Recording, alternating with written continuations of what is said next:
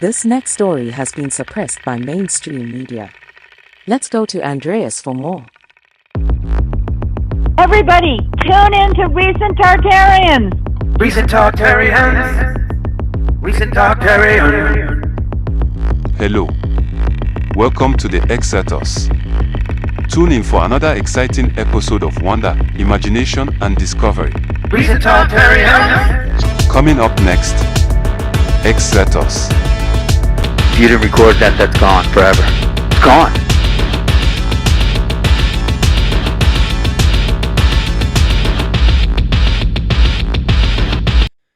David, Hello? how's it going? Yeah, good afternoon. How is everything there in America? Well, that's a loaded question in and of itself, I guess. How are things in the world? I guess we're freaking out about the tanks. You know, that's the thing that everyone's talking about right now. But I mean, the Ukraine Are thing they? is only. That's if they watch television. What tanks? Well, you right. mean Germany and Ukraine? Yeah, Canada is all excited about giving tanks, and but then there was the BRIC. BRIC became BRICA because the Arabian aspect. So they're all confused about what to think about the Arabs now. So I thought that'd be an interesting time to bring you back in, see what you were thinking. But let me tell you something about Ukraine. I've got friends in Kharkiv. Okay. Yes, in the east. I've got friends in, I pronounce it Lviv in the west. I've got friends in Odessa in the south. I've got friends in Mariupol. I've got friends in Kiev itself. Yeah, it's And a do you know friendly what? country, right? Yeah. Oh, it's because I've been to these places. And the thing is, I've asked people to send me even one video that individual people are sharing on their own WhatsApp. You know, like when you see a fight on the streets and think, oh my God, quickly get your phone out. Have you seen what's going on out there? Yeah. Bloody hell. All these Telegram Yes. channels, they're just full of this stuff. You can't tell if it's real or propaganda. But guess what? We can't find anything on Ukraine of local videos, individual videos. Right. It's because, for example, many people have not been to Kiev, but Kiev's a huge city. I would describe it as like Charlotte in North Carolina. Yes, that size, or half the size of Denver, or probably even going up to the size of Denver. Yeah, I'd consider it about there. Yeah. Yeah, it's pretty big. And the thing is, people are living in apartments in the city. There's massive estates. And the thing is, if there's rockets coming, how come nobody's got anything recorded? There's cameras on many buildings, everything. How come we can't too busy getting rocket that's Zelensky do his booty dance? We have to see that. So, but I remember at the beginning of the war, there were Russian and Ukrainian Telegram channels, and then Zelensky made it illegal. If you're sharing footage, what if that were used for some reason? So it's whatever is going on over there. we're not supposed to know. The thing is, I'll give you an example right now. Many people didn't notice during coronavirus, but just before coronavirus, Donald Trump, had all these sanctions put on China. Yes, do you remember? Oh yeah. Yeah, trading everything's so sanctions. expensive right now. We're trying to find, I'm playing with 1970s cassette players right now. It's hard to get chips and resistors from have China things because they gone cost. expensive? Oh my God! Is the tariff on top of it? In So you America? get a resistor should be like a sixth of a cent, but because of tariffs and everything else and shipping, okay. it's like $6, right? Okay. Now the thing is, many people have not examined the China thing. So since we go, I'll start off with China then. The US-China trade war. I'll send you all these things, and this is from my book, The Donald Trump Codes. Now, I've just sent you an introduction. It's called The Donald Trump Codes, and then the thing is, you'll soon find this very suspicious because it's linked to COVID-19. Yes. So the thing is, I had a look at the trade war, and it was you can't assess it until it's over. So the thing is, basically the Trump administration is over. So the Ukraine war, I cannot make an assessment without it actually being over. Now, the thing is, Donald Trump saying, hey, we've had enough of China. The Chinese are selling all their things over here. And it says China's days are over, blah, blah, blah. Yeah, okay, now. So the thing is, April 2017, Trump says, hey, you got 100 days, sort things out. 100 days finished, and then the Americans and the Chinese trade officials had their meeting on 19th of July, and they did not manage to make an agreement. Yes? Well, So it's funny now that the 19 comes up right away again, but you're right. It Oh, did. oh, yeah. But wait till you see this. It Okay. just becomes ridiculous. So now the thing is, at that time in 2017, the United States was buying 19% of all of China's exports. Oh, yeah. Yes. So now the trade war that involved Donald Trump from the start of tariffs to the end of tariffs at that time lasted for 19 months. Oh You my know, God. So in other words, this is into according to how it's 2019. reported. Yeah, this is how it's reported by the New York Times, you know, foreign affairs committees, etc., things like that. So this trade war lasts for 19 months, and it starts on the 19th of July, and the Americans were taking 19% of China's exports. So now let's see what exactly happened. So now we're going to see that they're talking about all these Uyghurs in China and all these things. You know, the Chinese are doing this, that, everything, you know. It reminds you of the days when the Americans, not the Americans, I shouldn't say, because the name has changed. But, you know, at the time in the last century, we don't know who it was, the people in power that were oppressing Fair the point. natives. Yeah, and they were telling the natives what to eat, change your names, how to dress, etc. So now in China, there's a similar thing going on. And they said, we want to change these people to Chinese. It's called Chinicization. Yes. Well, anyway, the trade war. Yes, the Trump administration. They said we're going to control export limits. Yeah, that we're not going to give them any technology. They're using it against these Uyghurs. Blah blah blah. So now these export list. They made the export list on the 19th of November 2018. So everybody thought, hey, they're making an export list. And so now the US government then makes an entity list. Yes. And the company called Huawei becomes famous. I've sent you all the links from my book, Donald Trump Code, so that you can check. Yeah. So now Huawei is on the entity list. So the entity list, they start compiling it on in May 2019, and it's like basically finalized on the 19th of August. Of all these Huawei companies, you know, in other words, you can't do business with them. Yeah, Restrictions. It's crazy, Yeah. and this is So a big now- deal because they're in China, they're in Canada too. I mean, we've been calling them spies in every respect, but I yeah, mean, what but it the thing is, everybody's listening to the news. It's 19, 19, 19. So right. then we all hear Huawei mobiles are going to beat Apple. Yes, and then the story comes out that hey, if Google does the ban on Huawei, then Huawei phones won't work, and then nobody can buy them. I'm laughing because it's a very evil scheme. Whoever Yeah. thought of that was, you know, Do you a remember mastermind. the phone that came out in 2019 from Huawei that was such a big deal? It was called like the Y9, which meant 19 in Chinese. Yeah. Oh yes, yes, I remember It was that. literally But check about this out. 19. Check Yeah. this out. crazy. Google turns around and says we're banning Huawei on the 19th of May 2018. Mm-hmm. Yes. So Oh now my the God. thing is, I then just they have to took- also say I was looking it up just now, and there are 19 devices that are open for the Harmony Huawei operating system. So 19 again.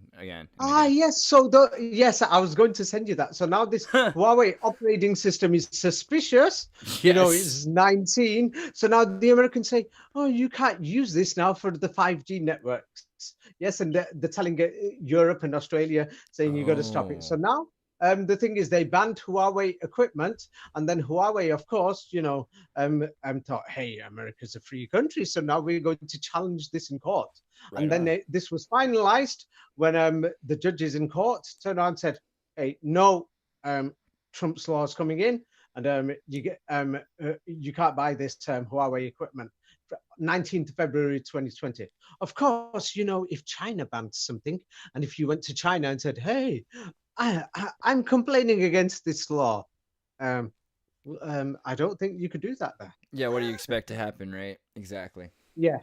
So now the thing is, you know, they're telling us about these Uyghurs day and night in Europe. I don't know about in America, but I know that Marco Rubio was screaming about them and everything. So now if you check all this stuff out, what they're saying about the Uyghurs, mass surveillance from technology, they're separating the kids from the parents. But isn't that what they did, you know, to in Everybody. Europe? It's in my book, In the Orphan Trains, and Right. what they did to the natives in America. In Canada, Yeah. yeah, absolutely. Everybody, Yeah, in everywhere, Canada too, yeah. we're finding Yeah, examples of they it. basically did it all over the world. So now what China is doing now is what everybody else did to establish the nation states.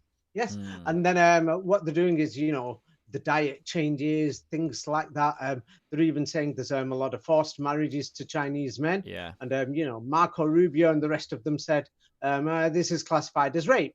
So now the Trump administration, yes, officially recognizes this as genocide, of the people. So, genocide on the 19th of January, 2021. Really? That's when Which Trump admitted? Oh, come on. Wow. Oh, yeah. On the But 19th then, of January, 2021. I mean, that's insane. Yes, so soon you'll notice there's something going on. But the thing is, why are the Chinese exporting 19% of their goods to the US? It means both sides are using it. But now check this out, it gets even worse. So now Donald Trump's trying to reduce the amount of goods people buy from China.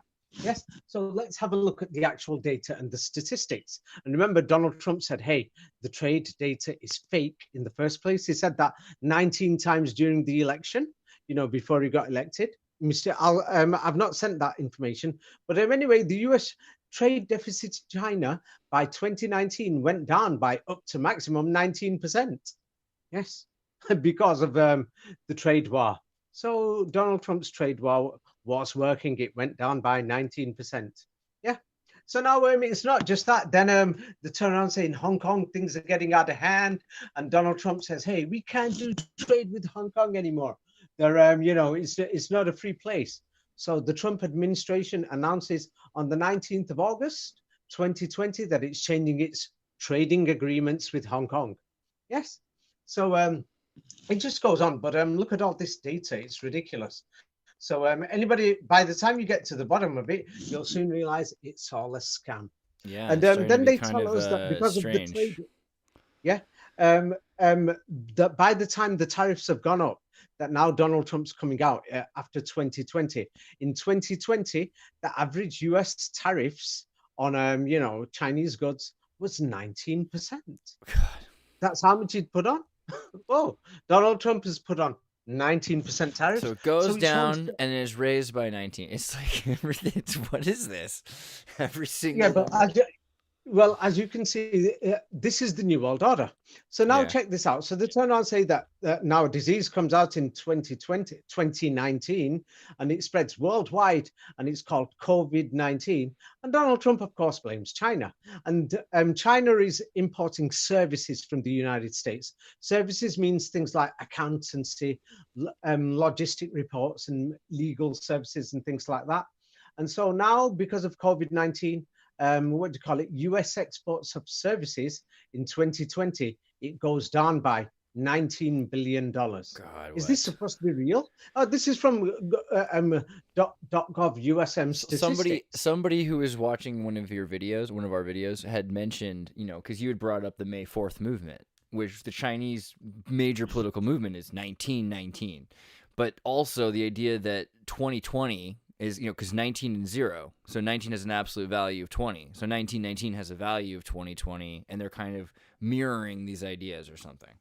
It's interesting. Now the thing is, when you go to mirroring, it's like where does the number 18 fit in 1716? This is why I'll have to talk about that in a different thing. Yeah, because that's a totally different subject. Yeah. So the thing is, I remember the first few interviews that I had with you, it's because I was jumping from topic to topic. Many people didn't understand things. Yeah, but now I've noticed people are understanding things more. But anyway, check this out. The Chinese government makes an announcement, yes, that US imported goods from China fell 3.6% in 2020. But they're saying, oh, your tariffs didn't work because the total imports are up by 19% from 2010. But why did the Chinese quote those figures? So now they're quoting this thing. This is in my Donald Trump book, that is just a joke. The entire Donald Trump administration, the scandal of the Mueller investigation, the text messages, 19,000 deleted text messages, and all that. Donald Trump calls it a witch hunt, that's in that. Yeah. But since we're talking about 19, so let's talk about, do you remember that? Because now somebody will think it's just politics, but you remember Gangnam Style. Oopa, Gangnam Style. Oh yeah, which means horse style, right? Because Gangnam is horse, which is the place where the horses were raised. Yeah, gang. Actually, gang. It depends which language, which dialect. It means riverside, so it's the other side of Seoul. Yeah, So it's on this the other side guy, of Seoul Tower. this pop star guy who you're showing, who did the Gangnam Style song, he was like in Berkeley. Just look at him showing off his one eye. Yeah. But let's have a look at the data. Now, when you look at the data of this Gangnam Style, then you'll soon start thinking, yes, there is something going on. Oh, absolutely. Now, the thing is, Koreans are totally most people complicit. won't want to, but look at this. Gangnam Style became successful 19 days after its video release. That straight away, the Wall Street Journal, CNN, everybody reported it 19 days later. And they said, whoa, this new song that nobody's heard of in the West is going ground like fire. And what exact reports did they say 19 days later? They said that 19 days later, we've just found out that it's had 10 million views in 19 days. So now this is Gangnam Style. So the thing is, all this is to do with the Kabbalah. So now the thing is, they told us that by the 19th of October 2012, yes, Gangnam Style had just over 500 million views. Yes, on YouTube, but it exactly on the 19th of October. So now the thing is, when did Gangnam Style come to the United States? It officially entered the United States on the 19th of October 2012. 19th of October 2012. That's when it came into the United States. So, he's got to release it officially. So he's released it in many other countries before the United States. Now, check this data out and you will think, what the hell? So do you think the United States was the second country he released this song? Third country? Fourth country? Guess. 4th to 9th? What do you think? What is it? 19th country. 19th country. Yeah. What am I doing here? Yes. So that year, Gangnam Style won the MTV Music Awards, and it was the 19th annual Music Awards that year. It just so happened to be. Wow. Yeah. Yeah. So release your hit singles on the 19th of whatever. That's and the thing is, there was a second version of Gangnam Style, but the media advertised it. Don't know if anyone listened to it. It was called Greenpeace Gangnam Style. Really? Yeah, Greenpeace is controlled by them. It was released on 19th of December. Yes.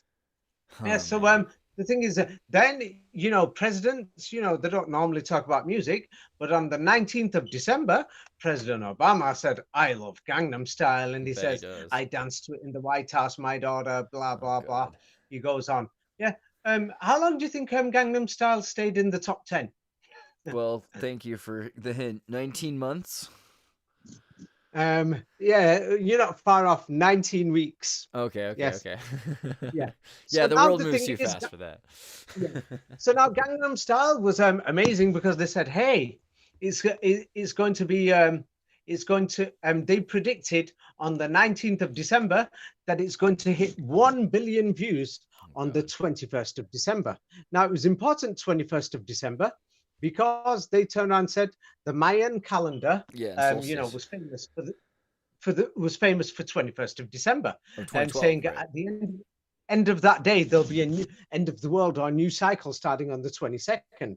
So that's why the media was focusing on that date.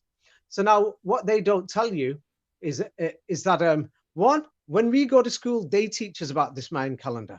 Then in the media, they turn around and say, oh, the public's superstitious, they got it all wrong.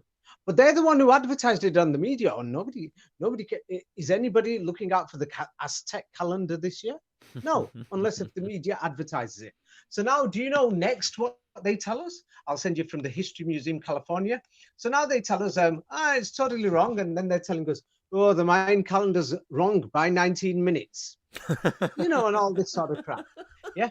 Well, anyway, then they turn around and say Gangnam Style guy has become so famous that he's honored in Asia to do the opening ceremony, things like that for the Asian Games. Oh, that's really nice. And then Gangnam Style, it hits its maximum, 2.5 billion views.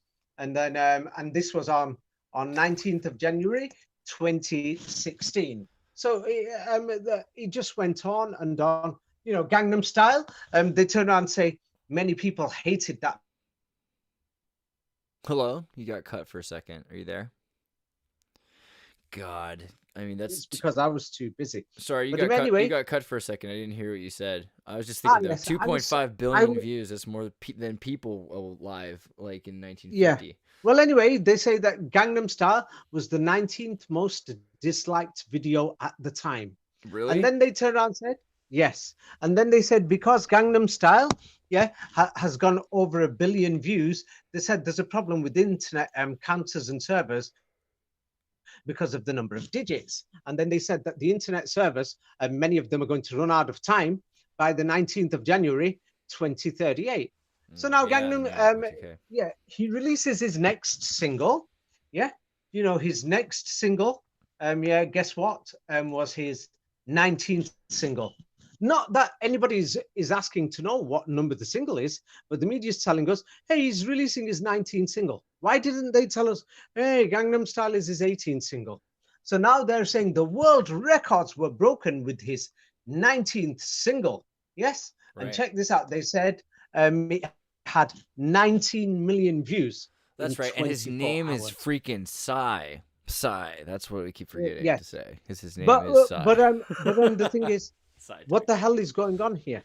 Now, this is clear that the media, the music industry, East or West, is organized by the same. The Korean K-pop is into the occult and the Illuminati sacred geometry. So Squid Games. Yes. Yeah. So now So now it means that both sides, even the politicians, the musicians, everything that we're seeing that's advertised, the media, everything, they're part of the lodge by the same people. Yeah, they're in the same lodge. They're in the same. They like the same math jokes. Oh.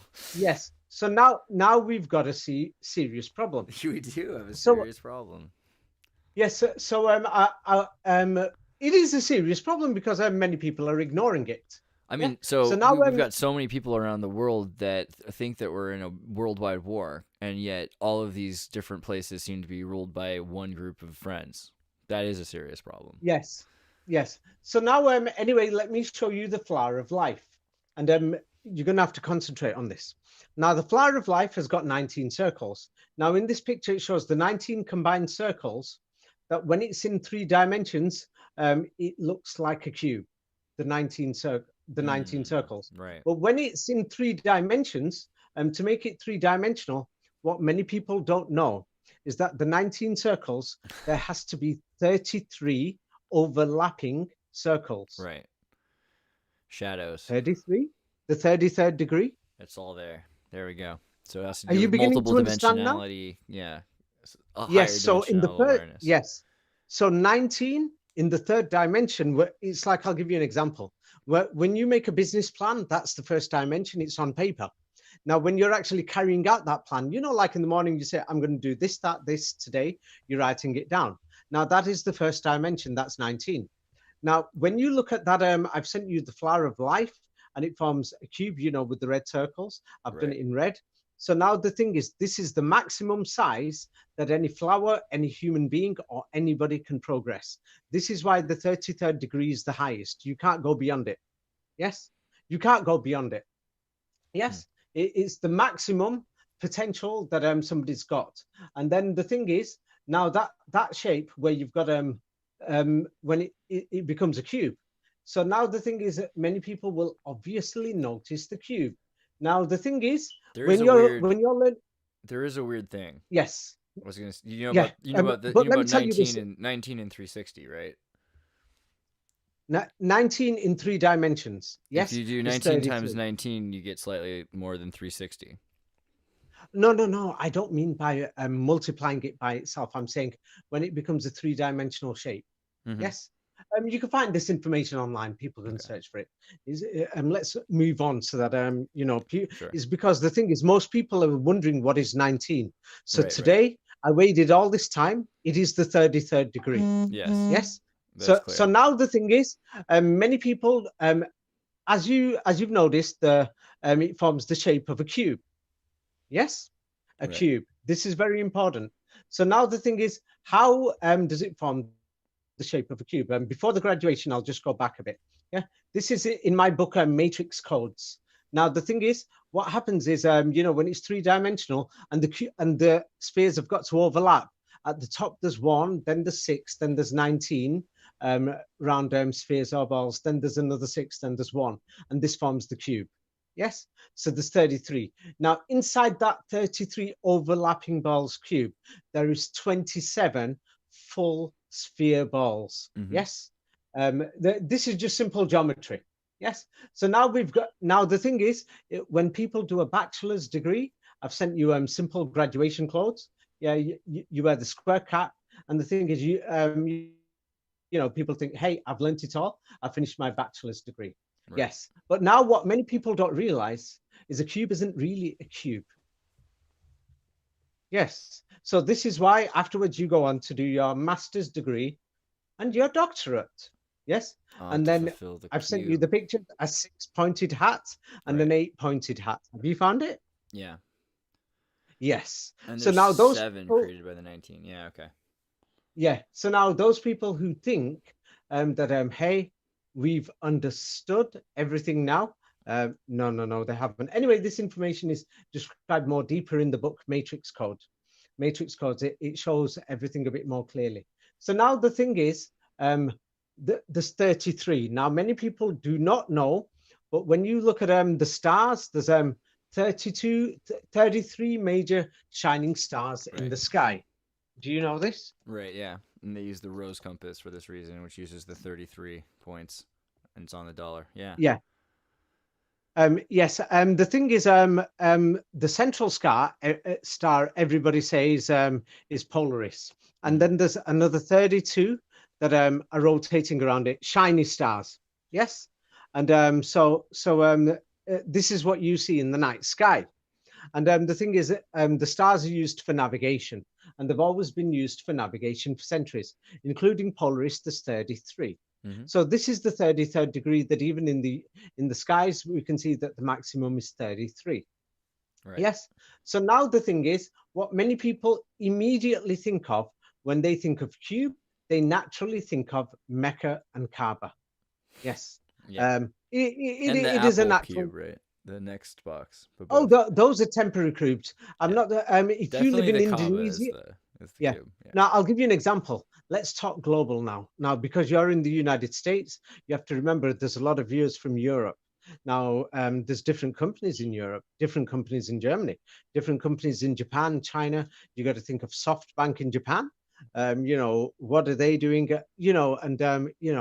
It's like we've got to focus globally. And now the thing is, I've sent you a poster, and I'll send you a few more posters that people can find online. Now, these posters, whoever made them, it took them a lot of time. They must have done them professionally. Yes, the thing is, you find them on Google search. There's hundreds of them, and I'm estimating that they've been shared hundreds of millions of times. These posters.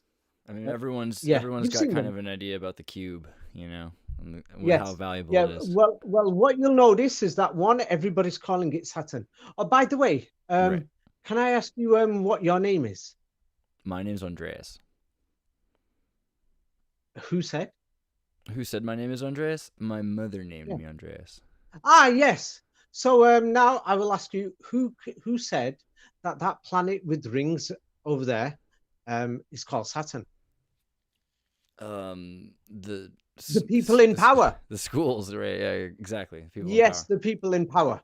Oh, the truth is, if you're not from a Western country, in different countries, they call it a totally different name. Now, the thing is, because many people who are English speaking, they seem to think, oh, no, that represents Saturn. Who said? Just because you went to school and they're telling you this? Are they telling you that there's 19 in Gangnam Style? Are they telling you that there's 19 in this Donald Trump China war? Are they explaining did they even teach you simple geometry? Flower of Life has got 19, and in 3 dimensions, it's 33. And people are trying to figure out the 33rd degree. And anybody who's watched my previous videos are thinking, what's he talking about 19? Yeah, it's because the rest of the information's in the books. I cannot read out, thousands of pages of books I've written. So some people are saying, hey, he's ridiculous. He's saying, read the books. What do you want me to do? I mean, you look at this stuff and you have to understand that in Islam, it's basically illegal to have human form, but they're obsessed with math and geometry because that's what you're allowed to present. But now we've got a serious problem.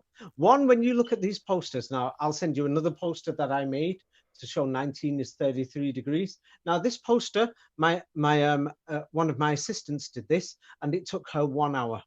Yes, and that day I was beside her. I was actually on the telephone, so I noticed it took her 1 hour. And my poster isn't professional. And the thing is, these other posters that people are doing, some of them, it took a long time, and they've been shared hundreds of millions of times. Who Yeah. is doing this? This is a serious campaign. Right. Yes. I've got someone who's been tagging me in some of my stuff in some of the pictures on Instagram. I've noticed that in like parts of like in Arabic countries, people have been sharing your books and tagging me in the videos that we made. Yeah, like all kinds of interesting random Yes. grassroots. Oh, do you know some people think that maybe I'm preaching or something, that I'm trying to show Islam? But wait a minute. It's like, I'll give you an example. If you live inside England and the United States, you will not know the conspiracy from inside. Yeah, Well, it's you kind can of hard guess. to talk And then, about the Middle Ages without talking about the Crusades, without talking about Islam. I don't know what they no, want from you. not just that. I'll give you an example, Andreas. Imagine right now somebody has got an obsessive compulsive disorder. He doesn't know that he's got a disorder or some mental problem, or he could have gone crazy, but the people around him have realized. So now the thing is, we live in Europe and America, and the thing is, I didn't realize many of these conspiracies until I went outside. I heard them inside while I was living in England. I grew up most of my life. But then when I went outside, I'm hearing people saying, hey, can you see this? Did you not realize this? Did you not realize that? I've been to that many places, and people are saying, hey, don't you people know? So I'll give you an example. Those people are on the outside. Those people are not brainwashed the way we are. CNN, CNBC, New York Times, BBC, ITV, DW, German TV, France 24, NHK News. Sky, don't forget Sky. There's also the Sky News. Cosmopolitan, YouTube. Even on YouTube these days, they're putting on the videos that they want to. So now the thing is, when I went there, I was totally shocked. So now the thing is, what they've told us is that the Kaaba is a cube. So now let me just show something, and then this will make you think, damn, yes, you will turn around and think, damn, I had no idea about this. So now if you are doing a bachelor's degree, yes, a bachelor's degree is just basically you're at the first stage. So since you're at the first stage, you won't realize, and you're going to say, yeah, that building in Mecca is definitely a cube. Yeah. So those are the things that you're just going to naturally imagine. But now let me correct people. This is in my book, Matrix Code. Now, the thing is, the base of the Kaaba is actually, 36 feet by 42. That's a rectangle to me. Yes. It's not even a cube. So yes. So now the thing is, I just wanted to say really quickly, this is really interesting to me because earlier you were talking about the cube, and I was making the joke that I also think of Apple's Next Cube, and Steve Jobs' Next Cube was not a perfect cube, and it was 36 by 42, I think, centimeters. Yes. And okay. So now that you mentioned, so now who did this first? The Muslims. Yes. So this is very important. So if the Muslims did it first, yes, why would Steve Jobs copy it? Well, he's Then Syrian, that means what is technology? What is technology? And so now the thing is, what are the Muslims doing in this place? Now the thing is, this is very important. Yeah. So the thing is, so the Kaaba is not a cube. So once you graduate to a higher level, yes, and you get to the 33rd degree, you soon realize this. Yes. And the thing is, in the Middle East, people explain. So now let me tell you how the Kaaba was built. Now, as you there's when you look at the cardinal points in the sky, let me just send you information about it. Yes, the thing is, the Arabs had invented the 32-point compass. Yes, they say it's the Arabs, but those Arabs could be Europeans. You see, because the word Europa, yes, had a different meaning back then. And there you go. So and now, here's the thing with the 360. All right, keep going. There we go. Yeah, but anyway, it's 32 points, and the center Polaris makes it 33. Right, and yes. they call it today. The Freemasons call it the rose compass, and it's yes. seriously the most useful thing if you're anywhere in the world. So I'd imagine if we're calling these people Arabs or Europes or whatever they are, they're traveling. That's why they're using this compass. Yes. Yeah. So now another thing that many people don't know is why is it 36 by 42? So now many people don't know. Of course, they burnt all the Arabic books, but many people wrote down a few simple plans to preserve it. Now, the Kaaba itself is facing towards the cardinal points on the compass, and the dimensions 36 by 42 and everything are based on the 32 stars with the central star of Polaris. Yes. So this means whoever designed this had no intention of a cube and nothing of a cube, and it was to do with navigation. So that, can you imagine if you're in Alaska or Siberia, or if you're in let's say South Africa, or you're coming from Brazil, so that you can find this place by navigation, and so that you will know which way to pray. Yes, you see. So I've sent you that so that people can see it. Yes, and so that's how the Muslims built it. So it had nothing to do with cube or anything to do with that. It had to do with navigation and prayer time. That I'm here, I've sent you another one that you can see. It's bad handwriting that somebody wrote this down very quickly because the European Inquisitions, they were burning all these other books. And from this, you can see it's very untidy handwriting. That there's a clock there, and you know, it shows the dimensions of the Kaaba and things like this. And, you know, it's to do with the clock, the prayer times and things like this. So it had nothing to do with what people are imagining. Yes. And the thing is, we've got all these portalon maps. Have you heard of them? Portalon? What are portalon Yeah, maps? the medieval portalon maps. Before the ones that have got you know, the main Latin writing. You know, people are sharing now lots of maps saying this is 16th, 17th century. There's these portalon maps, and the portalon maps are very strange, but obviously somebody's modified. Oh yeah, the portalon charts, the nautical charts, right? Yeah. And the thing is, these are very accurate. Yes, that the Piri race map was suspicious.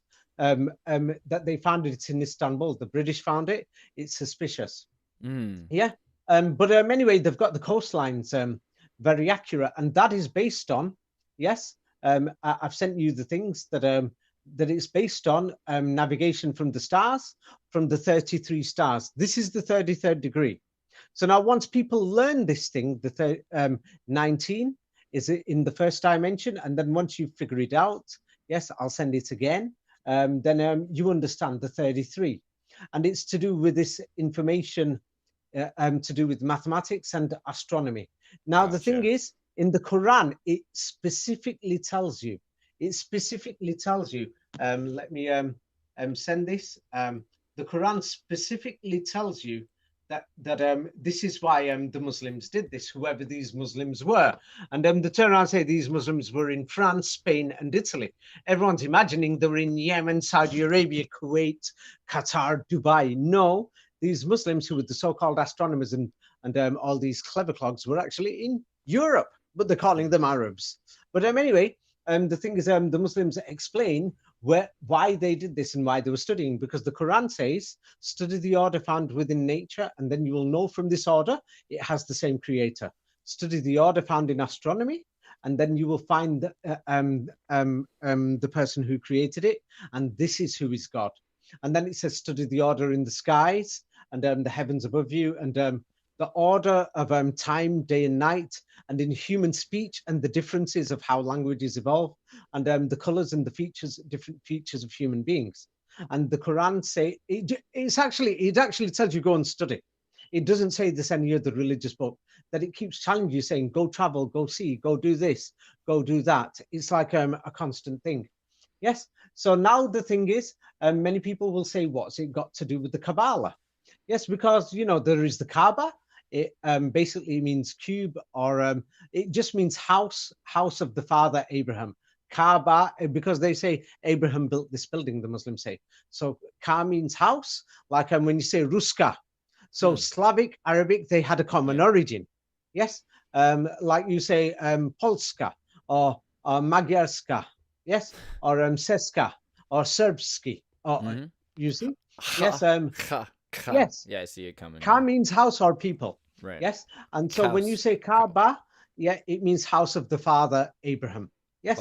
That's why he was called Abram. Yeah. Abram means father of Rome. Yes, this is a long story. Father of Rome. the thing is, many people, they've told us that Aramaic and ancient Romans is something else. But the more you look into it, you will soon realize Aramaic is the language of Rome. And Rome was founded by Abraham's two sons, Isaac and Ishmael, not the fantasy story they invented in the 16th century called Romulus and Remus. In the 16th, 17th century, they said it came from Romulus and Remus. And how do we know they said it? It's because Andreas, somebody turned around and said, hey, I've just found this these books that were 1,000 years old. But they're beautifully written, and I just translated them. Buy them now. Right, oh yeah, right. and then when Andreas says, David, where is the original to this 1,000 years old book? Oh, sorry, I've lost it now. I translated it into modern Latin and I've lost it. Sorry, David. Why aren't you doing? We could be the new Joseph Smiths. I'm just saying. I mean, anytime we could. Yeah, this is not you a could bad. make a lot of money out This of is this. not a bad scheme you found. I don't know, but okay, let's keep digging. Do you know what? Do you know what? Yes, if I was out to make money, if I was out to make money, it's because my family are business people. Or if I was out to preach, make money or something, then believe me, right? I would be one of the worst scammers ever. Yeah, I would know exactly how they're doing it. Because lies. Do you know what? Lies actually makes money. Yeah, well, It makes dividing money. people, You dividing people with information. So, like, you've shown some Yeah, information all here. these Even religious Arab, groups, these religious saints and preachers. but if Oh my God, Arab and Europe, Arab, if these are the same word that people are arguing over from languages that didn't have vowels, you know, or something to that effect. Yeah. Another that's a big deal because these It just people, shows- the whole just world shows is how divided. They're the same people. Yeah. But anyway, now what's even bigger problem is, how the hell did these people, whoever built the Kaaba, already know the compass points and everything else? This is strange. So now we've got a building in the middle of the deserts, and where hardly anybody lived a few centuries ago. Yeah. And they've just built a building there, and they've made sure that everybody from the world could navigate to get there. What the hell is going on? This is something serious. So now the thing is, let me send you a picture that was I think it was in the New York Times or New York Post or Washington Post or something, and they things like this spread. They've got Donald Trump on a crucifix. Yes. Adorable. Now that would be offensive to some people who really like Donald Trump, and Or they'll Jesus. say it's an outright, total, blatant lie. Yes. Mm-hmm. Yeah. That is what they will say. So now let me just send you something, and I want you to imagine something. Yes. Now the thing is, many people don't realize this.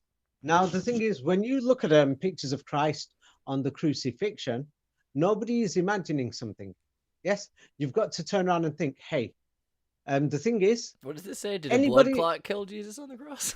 Oh my gosh. yeah, but the thing is, anybody who is not Christian, would turn around and say, oh my gosh, that's terrifying. That's disgusting.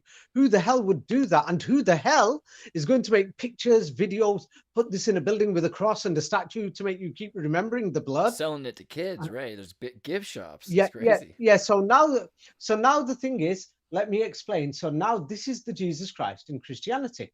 But now when you go to Islam,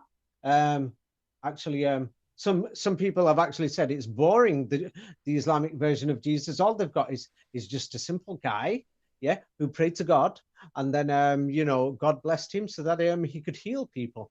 And the second picture shows you look for the Muslim Jesus online. There's no pictures, no blood, nothing disgusting or scary or anything. So now the thing is, this is very serious. So now the Muslim Kaaba, yes, now it's got a black cloth. So somebody will say, why is it black?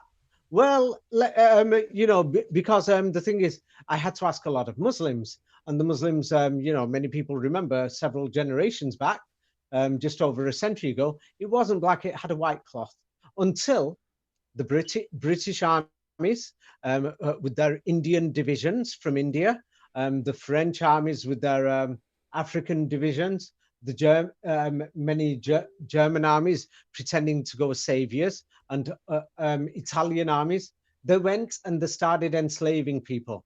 1 million people to help build or rebuild the Suez Canal. Maybe they rebuilt it. Maybe it was already there.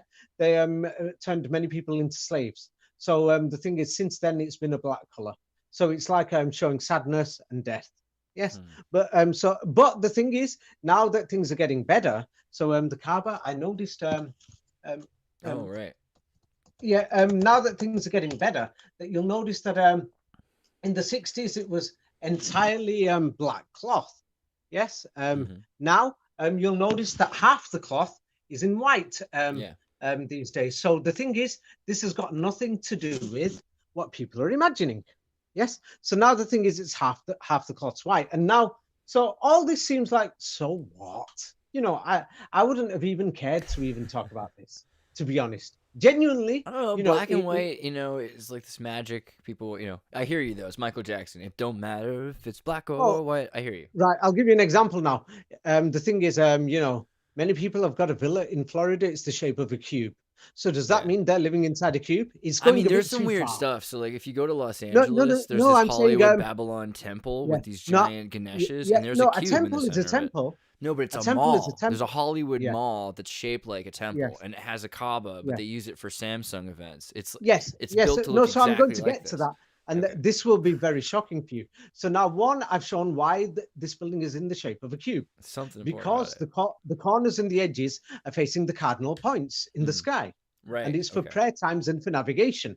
So this means whoever built it, if the stars were in different shapes and different locations, then it might have even been, you know, a triangle. Yeah. But because of the way the natural stars are, so that's what they did. Now, another thing is that's totally insane, yes, about this Kaaba thing. This map, whoever did this hasn't done it properly, but you can check it. Yeah. I'm going to send you several maps. Now, the thing is, from the coastline of South America, coming from the edge of Brazil, and from the edge of, you know, from Canada and the US, and from the edge of Asia, and from the edge of Australia, and what's it called, Antarctica. If you draw a circle, then the center point of that circle is actually in Mecca. Yes. Okay. No, wait, no, this is not enough. I thought, okay, so what? But then there's more problems. No, but this is good. The more I'm looking at it, the more it explains a lot of these are the places. There's more where problems. They have... So now, let's have a look at this. From the edges of the North American continent and the South American continent, whoever drew this drew it dead fast. And from the edges of Australasia and Antarctica, we come to, once again, the central point. Yes, in the world is Mecca. Wow. This is suspicious. Whoever chose that place, this is why they called it Mecca, mother house, Mecca, or the mother city, the mother of all cities. Yes, the center of all cities. Then we've got more problems, because the thing is, I don't know why they're not teaching anybody I don't even know why the Muslims aren't talking about this. This is another suspicious thing, because I heard they're preaching everywhere. Yeah, but now look at this, the center of the Latin American continent, the center of North America, the center of Antarctica, and the center of Australasia. The central points between these four continents is actually Mecca once again. And not only that, if you rotate it, it forms a strange shape. Yes. And then when you extend it, it forms a five-pointed star, and it goes to another location. I'm not sure where, but the thing is, it's at the center. But why the hell is this place at the center? Are moving out from it. Yeah, it has this. But yeah, these maps are accurate. Somebody's just drawn it baby style online. Of course, somebody. But still, the point is the same. That there's this at the center, and these islands, these continents, whatever they were calling these things. We've got a problem. Mecca is at the center of the known world. Right. This even works for expanding Earth. Okay, this is brutal. It's at the center of the known world. We've got a problem. So this means the Mecca is the center of the world. Excluding the oceans. Yeah. For the landmass, you know, where we live, where we walk, it's the center of our world. And not only that, there's actually more. It's at the golden mean position. The golden mean position would have meant nothing, yes, without this. But there's actually more facts. When you combine it, yes, the thing is, it becomes amazing. In my book, Ancient Egypt, I've put it there, that it shows that the coordinates of the pyramids are not actually at the speed of light, like some people are told. Because I checked this, because I always thought, you know, speed of light is amazing. So I'll just go through it so that somebody can check. So the speed of light is 299,792,458 meters per second. So now you'll find many people are going to say, yes, that the coordinates of the Great Pyramid at Giza is the same data. But do you know why? Because they're going to look at, like, maybe one part, like they'll choose where to do the measurements, but the actual measurement, because it's covering a full area square, the latitude of the Great Pyramid north intersects the Great Pyramid between the numbers 29.980150 and 29978150. And there's an estimate 2,000 numerical latitude numbers to choose from within that speed of light. So there is no speed of light. Right. You see? It's just a hermetic number. Okay. Yeah. Oh, yeah. Then they're going to say, no, it's just a guess. It's a guess. It's like the saying. No, it's not. If you're going to make what? What's that? It's not. No, it's not. No, yeah, no, okay. no. I don't mean it like that. They may say it. I'm giving you an example. Exactly. If somebody turns around and says, if somebody looks at your feet and says, that is Andreas over there, but your head is, you've got to look up to see where your head is.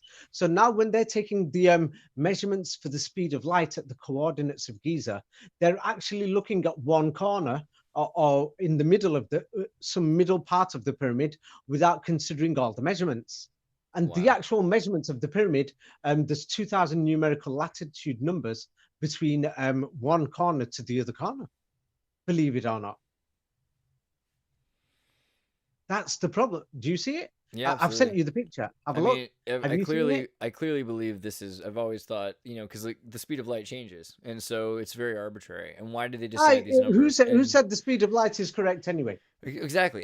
It's not like you can't have it as a constant, but they've used it as a constant because of their measurements of the Earth and all these things. I mean, it's a Napoleonic metric, or it's a hermetic number for me. So based on that, I'm saying 1800s. that is not enough to turn around and say that the pyramids are at the center or things like this. Yes, there is amazing mathematics there, but now we've got to turn around and think, hey, the thing is, who actually built this Mecca place? And it's to do with 19 because the cube is in the shape of a Kaaba. So now the thing is, the Kaaba is in the shape of a cube, but it's not exactly a cube. And like you pointed out that Steve Jobs, they want to do these things. And then there's a lot of misinformation that people are sharing, showing, hey, the Kaaba is that actually these other black cubes of Saturn. And the thing is, there is no evidence for it. Now, if people don't study this, they're never going to figure it out. So now the thing is, I sent you the cross of Jesus Christ. So now the thing is, in Islam, there's no blood there. So now the thing is, the secret societies that actually do have the Kaaba, and they're building these things worldwide. So now for the Muslims, Jesus Christ is just a man, but to Christianity, he's a man who bled to death. So now in in many secret society organizations, they're building cube shapes in many places, and many people call it the cube shape of Saturn. But the Muslim one, it's not a cube. And they have an opposite belief for it. The Apple Store cube, for example, a great example. Yes. So now, because you've asked what these other cubes are, and it goes deeper into the Kabbalah. Yes, and the thing is, that's why. What's the name of the Israeli Mossad intelligence agency? Black Cube. Yes. So now, because people are mentioning the Kabbalah and things like this in the cube. So let's have a look at this a bit more accurately. Now, if you look at Revelation, yes, in Revelation and in other places, it turns around and says that in the kingdom of God or something, it's going to be a cube, but something like that. But I'd rather give you the exact quote instead of an estimate. In Revelation, have you heard of it in the Bible about the cube? What part is it about the cube? The kingdom of God is New Jerusalem is a giant cube, right? Kingdom of Heaven is a cube. I've just sent it. Yeah, have you found it? Right. It's a Kingdom of Heaven. It's like 3. 13. It's a giant gold cube, and there's a bunch of gold and crazy stones, precious stones from all the different tribes. Okay. Right. Okay. So now the strange thing is, yes, it's actually the way it's described as the kingdom of God. Yes. So now the thing is the way it's heaven's a cube. That's right. Everybody needs to remember this. Revolution. Heaven's a golden cube. Oh my gosh. Oh man. Yeah. So now the thing is the dimensions, the way it's measured, and then the entrances. Isn't it like 13? I haven't read it in a while. It's like 13,000 or something. No. I mean, I'm referring to what's 12,000 inside the stadia. kingdom of heaven. 12,000 It says stadia. it has a wall great and high, 12 gates, 12 angels written on the east, 3 gates, on the north, 3 gates, south, 3 gates, on the west, 3 gates, things like that. 12 foundations, 12 apostles. Now, many people will say Mecca had something similar until it was modified, but that is depending on how you wish to assess it. So now the thing is, it looks like that they both came from a common source, because the thing is, we can't find ancient Greece where they're claiming that what's it called, the Book of John was actually written. Right. So now let me just show you. Many people don't know, in the Old Testament, they turn on and say that the Holy of the Holies was the shape of a perfect cube.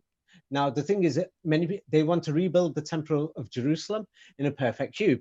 So this is very important. And the thing is, people are fighting about this, and there's many people who, we spoke about this last time, that Jerusalem is in Europe, but now many people think it's in the Middle East. Yes, but just to make things a bit more easier, what I will do is go through a few things, and I'll show you a bit of a scam. So now here is the thing is, here you go. This is inside these so-called old mosques. You'll find many similar layouts.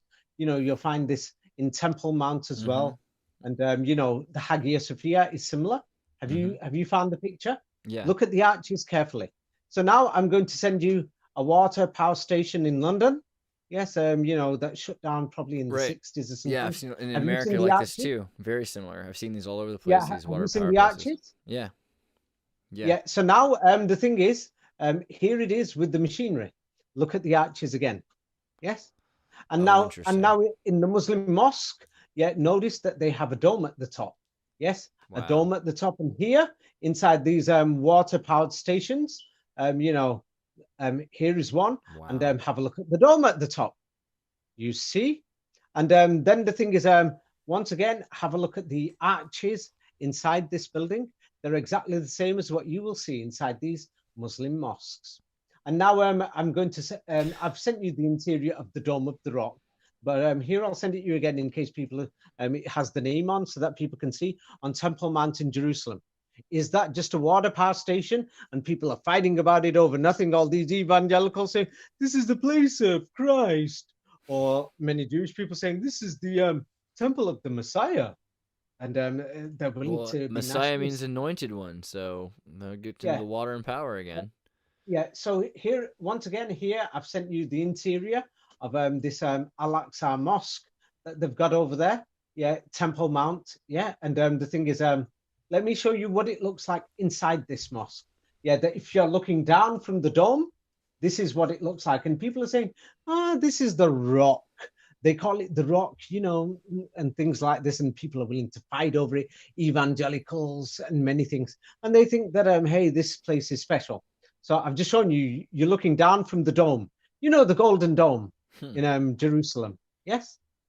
That building in Jerusalem with the Golden Dome? Right. Let me just give that picture so that many people know it. Yeah. The dome, rock. Yes. Everybody's supposed to, this is the thing that everybody fights about the most. So when people are always saying, hey, this is complicated. It's the dome. The fight.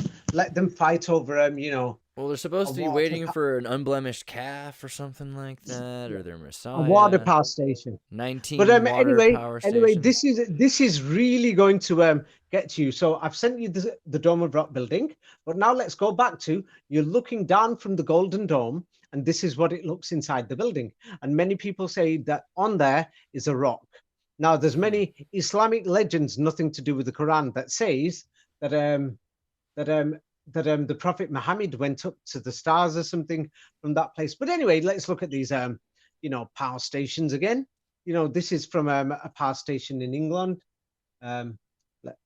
Just in case somebody says that is not the Dome of Rock, I've sent you another one. No, I've sent you the wrong one now.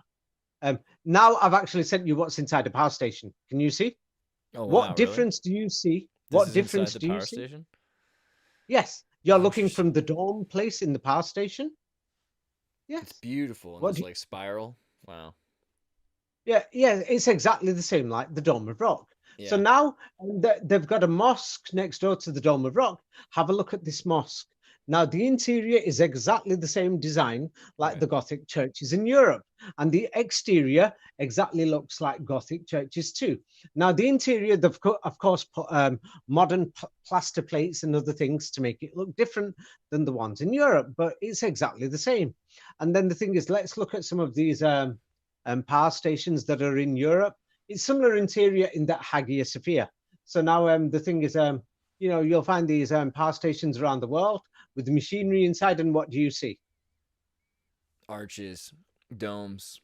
Yeah, yes. There's another one there. Yeah, people can look at these things themselves. There's many things. The thing is, it is clear that these places were modified.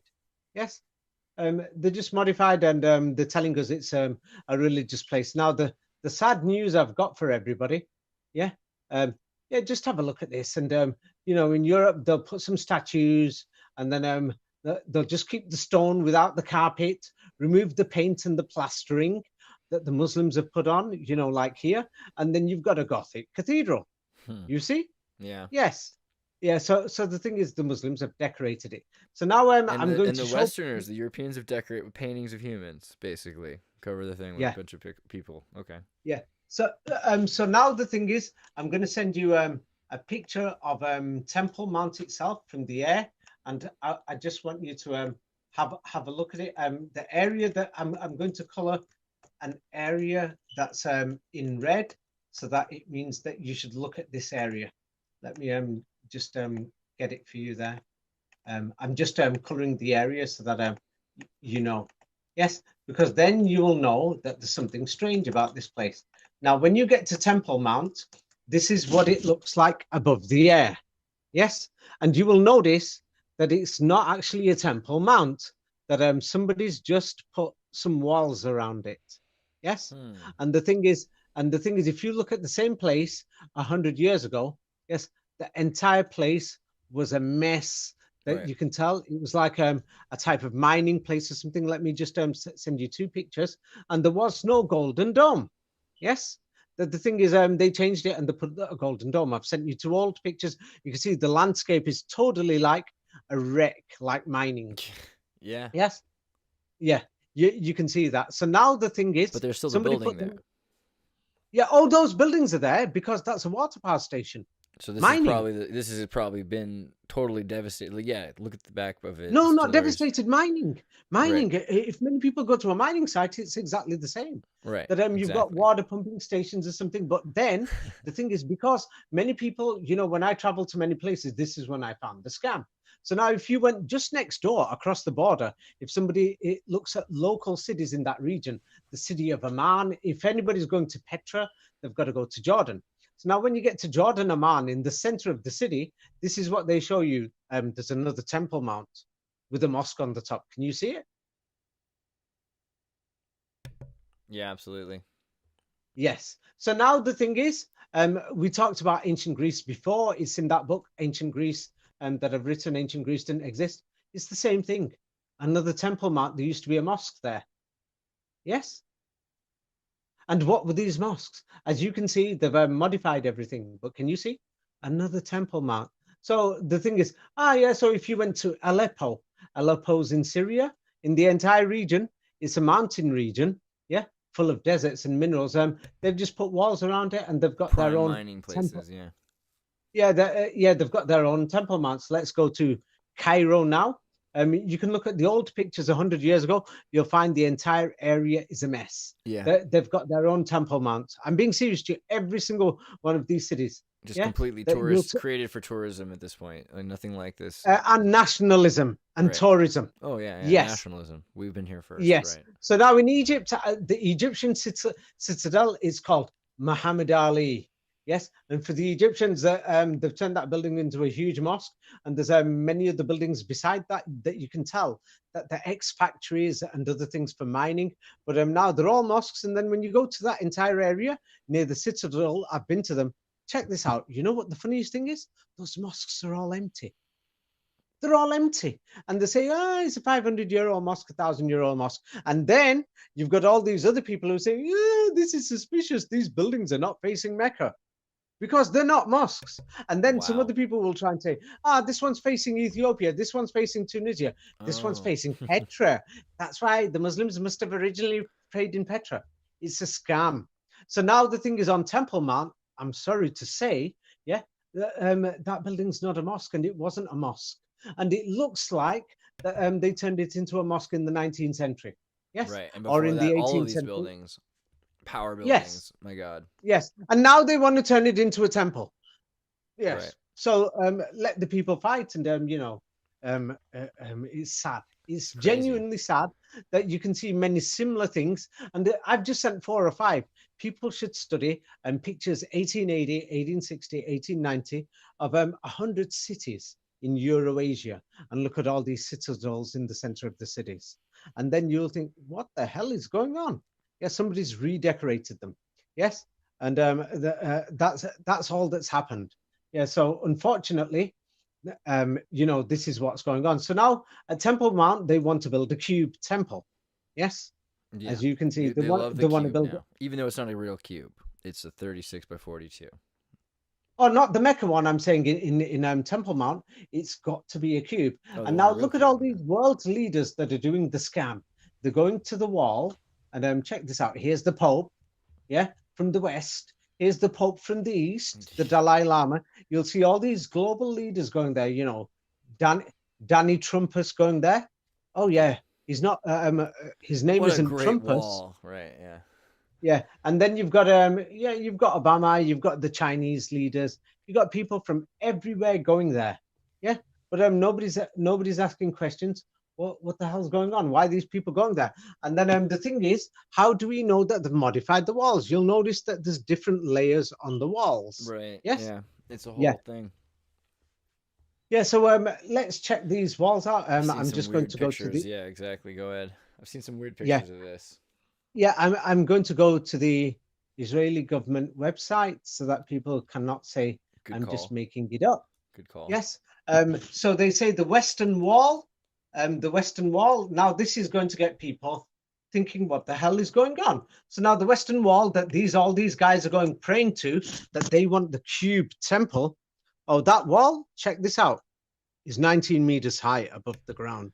And And this wall's supposed to be 19 the last of a temple, right? That's the idea. This is the 19 last meters person. high. 19 meters high, dude. And at the top, you can tell that they modified it to make it 19 meters high. It's only a it's third not of its only this. original height.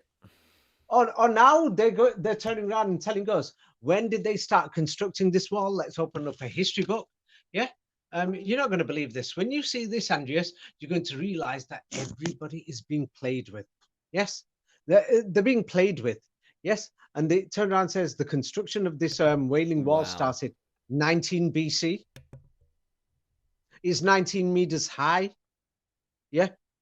It's becoming a joke. Yes, actually, all this information is in my books, so I can't quote many things, but I'm trying to stick to the Kabbalah. Yes. So now let's get back to the Kabbalah, and everybody knows that the Kabbalah is something to do with Kaaba and Allah. Yes, because it's Arabic words. But let's have a look at official definition of what is Kabbalah, and this is going to surprise people, because many people don't have a look at this and they think religion is just religion. Yes. So now let's have a look at the Kabbalah. They call it, Kabbalah is supposed to be a mystical tradition using magic. They call it mystical because we don't know what they're doing. It's a secret. Yeah. And what do they do in Kabbalah? Evangelicals, many Jewish people, including some Muslim people, that somebody's going to say, hey, the thing is, they're surprised that Muslims are involved. Like one Muslim sent me this, it's got to do with the Kabbalah. I'll explain it later, but you can put this on where they're using gematria and letters with the tree of life. Yes, the tree of life is based on 19, the 19 circles, and the Kabbalah tree. Yes, I'm going to explain this in a minute. Yeah, have you seen that picture? Yes. So many Yeah. people will say, oh, I didn't think the Muslims would be in on this. Yes, but these Muslims Well, are they love geometry. yes. So there's something going on here. Yes. So the thing is, I've sent you information to show you what is Kabbalah. So now the thing is, the Kabbalah. How do you do Kabbalah? What you've got to do is you're praying to demons and the fallen angels, and you even demand God. And what are you demanding? To build the new order, or the new world order, or the new world that the Jehovah's Witnesses talk about, and everybody else saying the kingdom of God comes to earth, the Messianic age of 1,000 years. Can you believe they're calling demons, calling the devil? Hey, Isn't that what Solomon's supposed to do? Is he supposed to call demons to build the temple? Is that like where that who comes from? said? Who said? I don't know. There's two sides to every story. We'll go through that next time. Yes. Do you know what I like? Is the thing that what they're telling us, the religious version, that came from the Vatican and other places that Solomon said this, but who said that's true? There's traditions in Russia and in Germany that have been suppressed that many people don't talk about it, but I'll go through it next time. But anyway, I want you to think of this now. We've got this 19 everywhere, and this is not a joke. And now these people are actually calling the devils, and they're calling the fallen angels to say, hey, please, we want the Messiah to come. What sort of a Messiah is this going to be? But haven't we also found that what people think of as the devil is like a mistranslation on purpose to confuse people about the femininity of Saturn, who's the mother, not this baby-consuming father? Like we're not talking about one devil. We're talking about all of them. That they don't even hide it. We're not talking about confusion here. You can talk to the average Kabbalist and say, who are you talking to? He'll say spirits, demons, fallen angels. If you were to be in charge of this, right, and the deal is you want to stop everyone from being able to do this, and you teach everyone to speak backwards and teach them that if they were to speak correctly, it would be backwards and that would be evil, and you're the only one licensed to do that, then you're the only one licensed to build temples with agents from multiple dimensions, right? And this is what it sounds like we're talking about, is multiple dimensional. So now the thing is, if you're the only one, then that means you're hiding something. Yes. Yes, and if you've got good intentions, yes, then okay. If you've got good intentions, yes, for the people of the world, why are you hiding something, and why do you have to fight to build a temple? Yes, and what are you going to do in this temple? Because read the bottom part of this. Yes. Now, do you know what they're going to do? Because they're claiming that when you read the Vulgate version of the Bible and these other versions that are in the Vatican, that you've got to get hold of animals, yes, and you've got to burn them alive inside the temple, or otherwise, the demons and God is not going to be satisfied. Twice a day, and they say they're claiming that. That doesn't sound good. What's wrong with burning cows and sheep and animals to death? And who said they're not going to do babies to kids? When demons demand it, why not babies too? Yeah. Doesn't it say that Abraham was going to kill his kid? It comes up a lot. Yeah, it did say that. Yeah. So now we've got to question these things. So now the thing is, let's have a look at this. Now this is what they are telling us officially. Yes. And the thing is, when people go through this, they can actually smell it. They're telling us the Kabbalah originated around the 12th or 13th century, but many people didn't realize it until the 16th century, and this is when we've got the Kabbalah books. But those Kabbalah books are mysteriously in Italy and in Vatican and other Italian museums, and they got sent to Israel and other places, saying, hey, this is yours, this is ours. Things like that, but it basically printed from Italy, but they're claiming it came from Spain. So now the strange thing is the Kabbalah is actually written in a strange form of Aramaic. Yes, a strange form of Aramaic that's a jumble of words that makes no sense. And it says, parts of it are in Hebrew.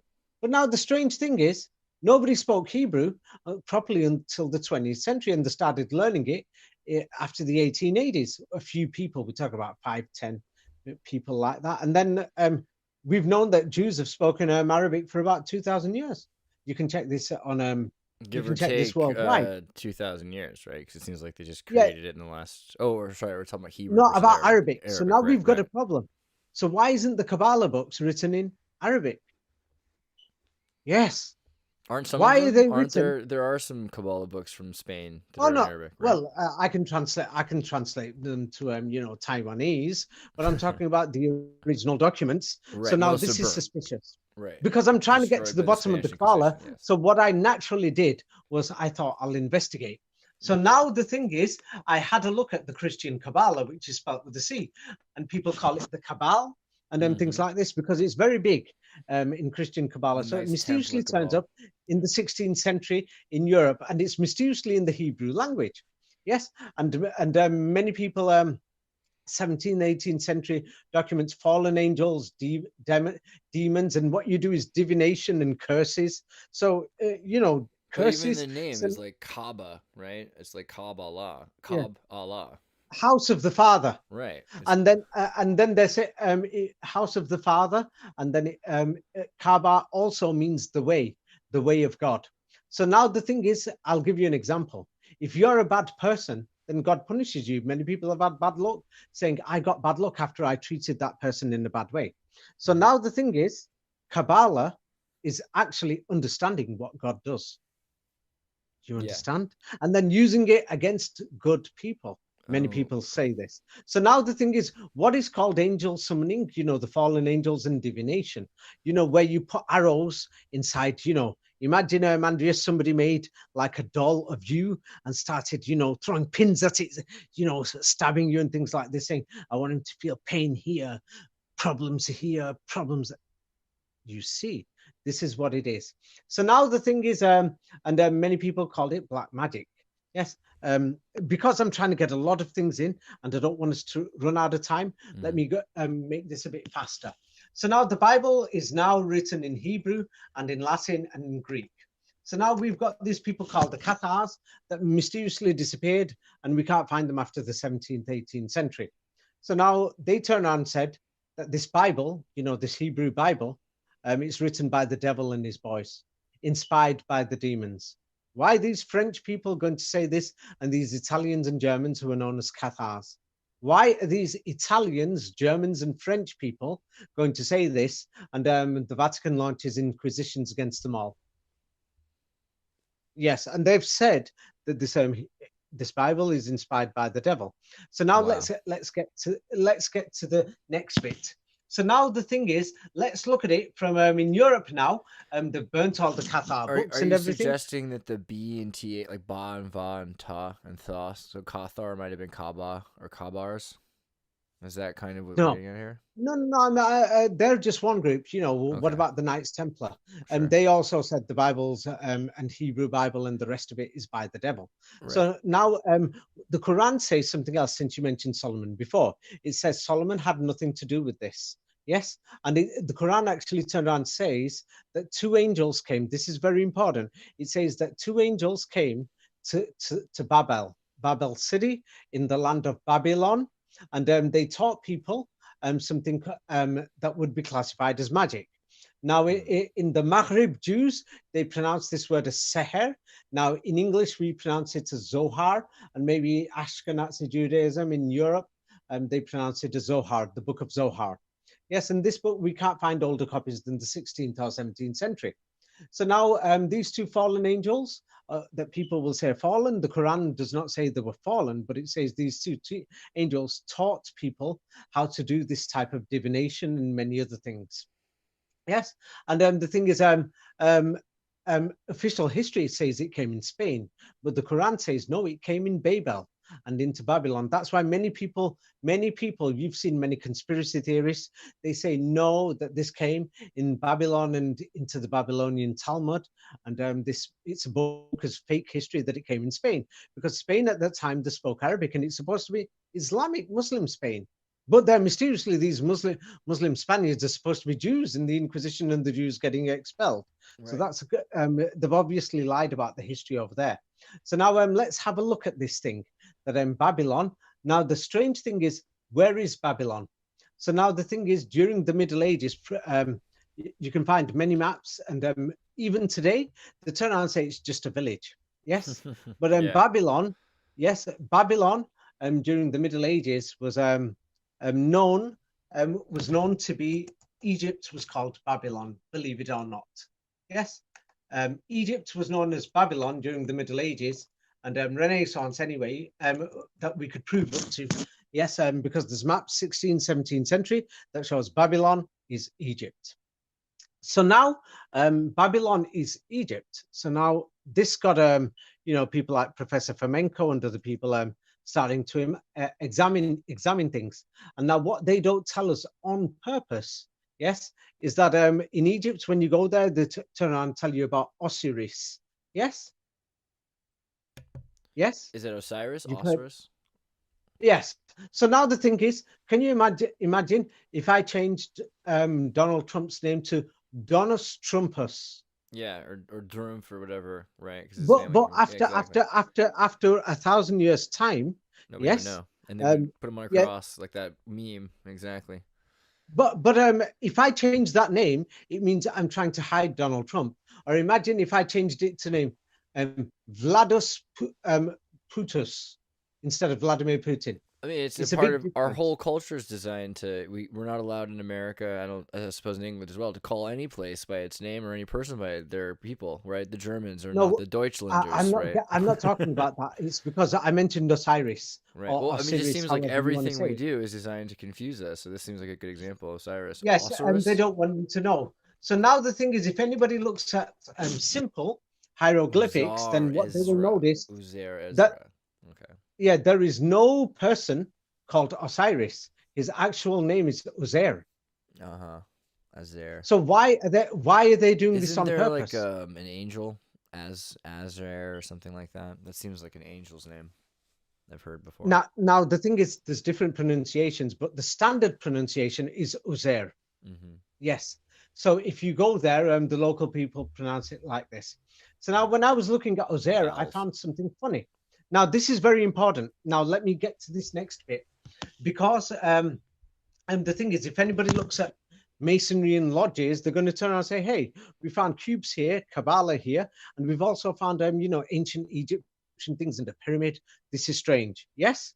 So now nobody will understand this, because they're telling us that we're looking for Osiris and we can't find Osiris anywhere. So now the Quran tells you, because the Quran condemns the Zohar, openly condemns the Zohar. The Quran is at war with the Zohar, and Zohar is practiced in some groups in Christianity and in Judaism officially. And this is why the Quran and the Muslims are seen as an enemy. So now the Quran tells you there's a group of people called the Jews. Yes. And these people have classified Uzair as the son of God. Now, Uzair in Anglo-Saxon becomes the name Ezra. So they've made sure it's different names on purpose. So now, why have they translated Uzair to Ezra in English, but then Uzair from Egypt into Osiris?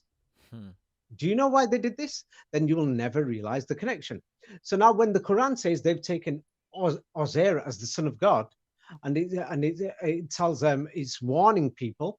In other words, it's talking about ancient Egypt, and it says that these people who have said that Uzair is the son of God, they're the Jews. Who are we talking about here now? Professor Anatoly Fomenko explains it. And then he turned around and says, even in Russia, as far as Russia, yes, the word Jew during the Middle Ages was actually the priests. Yes, the priests. Yes. So now we've got the Egyptian priests who are claiming that Uzair is the son of God. And then we've got the priests in Russia and in Europe, in the Middle Ages, that are going around claiming that Esau, who they've called Jesus, or Osiris, Jesus, or Jesus, they've done the same thing. They're claiming he's another son of God. You see. The word so now when you put Arab and when you rabbi and literate and priest, yeah, this is crazy. Yeah, when you put these two things together, the thing is, you soon start realizing these are the things, because I wouldn't have guessed it if I didn't read the story in the Quran. Because when I found the story in the Quran, I thought, hey, I'm going to investigate. This is genuinely something very suspicious. So now it turned around and says that in ancient Egypt, that the leader of this demon of chaos, or the leader in ancient Egypt, which is from the time of Osiris, that the demon of chaos, or the guy who's doing all the magic and the leader, is called the Pope. Popis. Well, they've translated it as Popis, like Osiris, but it's actually Pepe, Papa, Baba. You see. So now we're getting somewhere. So I'm sorry I cut you off a few times. I'm realizing this. No. It's because I'm trying not to change the subject. So No, now I'm just hearing you. let's have a look at this even further, because now you're going to think, damn, I'm beginning to understand. So now the thing is, I've sent you the thing about a pepi and a popis. And now in ancient Egypt, if you read a bit more details in the hieroglyphics, it's almost like they're telling you. And these people, they're doing magic and witchcraft. Yes, or what they classify as magic, and they're doing it with mathematical precision. They're using mathematics and grammatria and modifying languages. And Egypt is called Babel. And they say at the Tower of Babel, God manipulated languages and changed them. Was it God, or was it the Pepi or Popi? But now let's get to the next part, and then you're going to think, damn, I can see this now. I'm already thinking about Keck and the frog Pepe. I mean, this is great, but keep going. Yeah, so now we've got wow. I've sent you an Orthodox snake and a Catholic snake. Hermes, Have you seen it? Right. Yeah, they're all holding the snake, and this is the Papa or Pope or Poppy or Pope in English. Mm-hmm. Yes, you can see it. So now the thing is, DNA. we've got a genuine serious problem. What the hell is going on here? Isn't so that now the if we staff go of back, Isis? It's the staff of genetic modification, right? The two serpents that mutate the being. Is that it's it? mathematics. Yeah. No, it's just knowledge, mathematics, and they're using this in events and in many other things.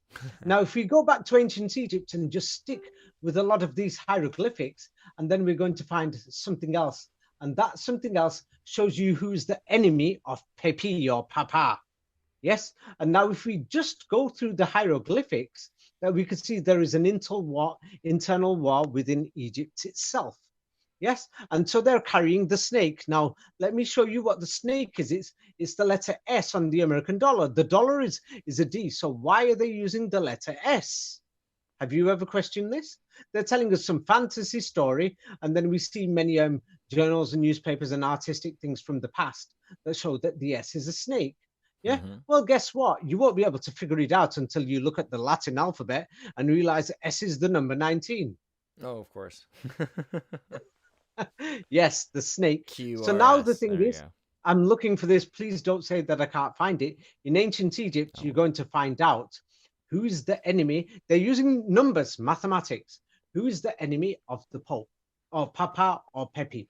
Yes, let me just see. Better be the serpents of realization, right? Because like the Sumerian symbol for realization is now the enemy of the snake. Oh, the Sumerian civilization is totally fake. I'll show that next time. The Egyptian ones, at least we can go and check many. Balance. Is Ma'at real? Because I love Ma'at. Ma'at's my favorite thing. Balance. It seems like the most original and true thing. Yes. Oh, this is where we get the English word maths from. Maths is plural. It's actually called math and then maths. The word truth in ancient Egyptian means math, and in Hebrew, I'm sure you remember what it means in Hebrew, EMET. And in Arabic, it's amat.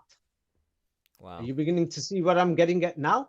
Yeah. So the enemy of the Pope is Math, and the mother and Muhammad's name. Yes, in English we call him Muhammad. We've got used to it. It's like for example, there's Donald Trump. That's two words.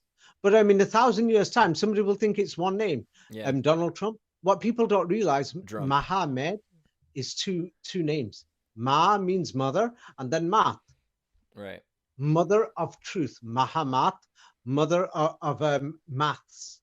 Mahamat. Maths. Wow. And I'm going to teach you something now. Many people have never looked at Latin words or Greek words and how they compile dictionaries. It would be stupid to say, if I said, I'm going to New York, I've just come from Los Angeles, my brother is in Chicago.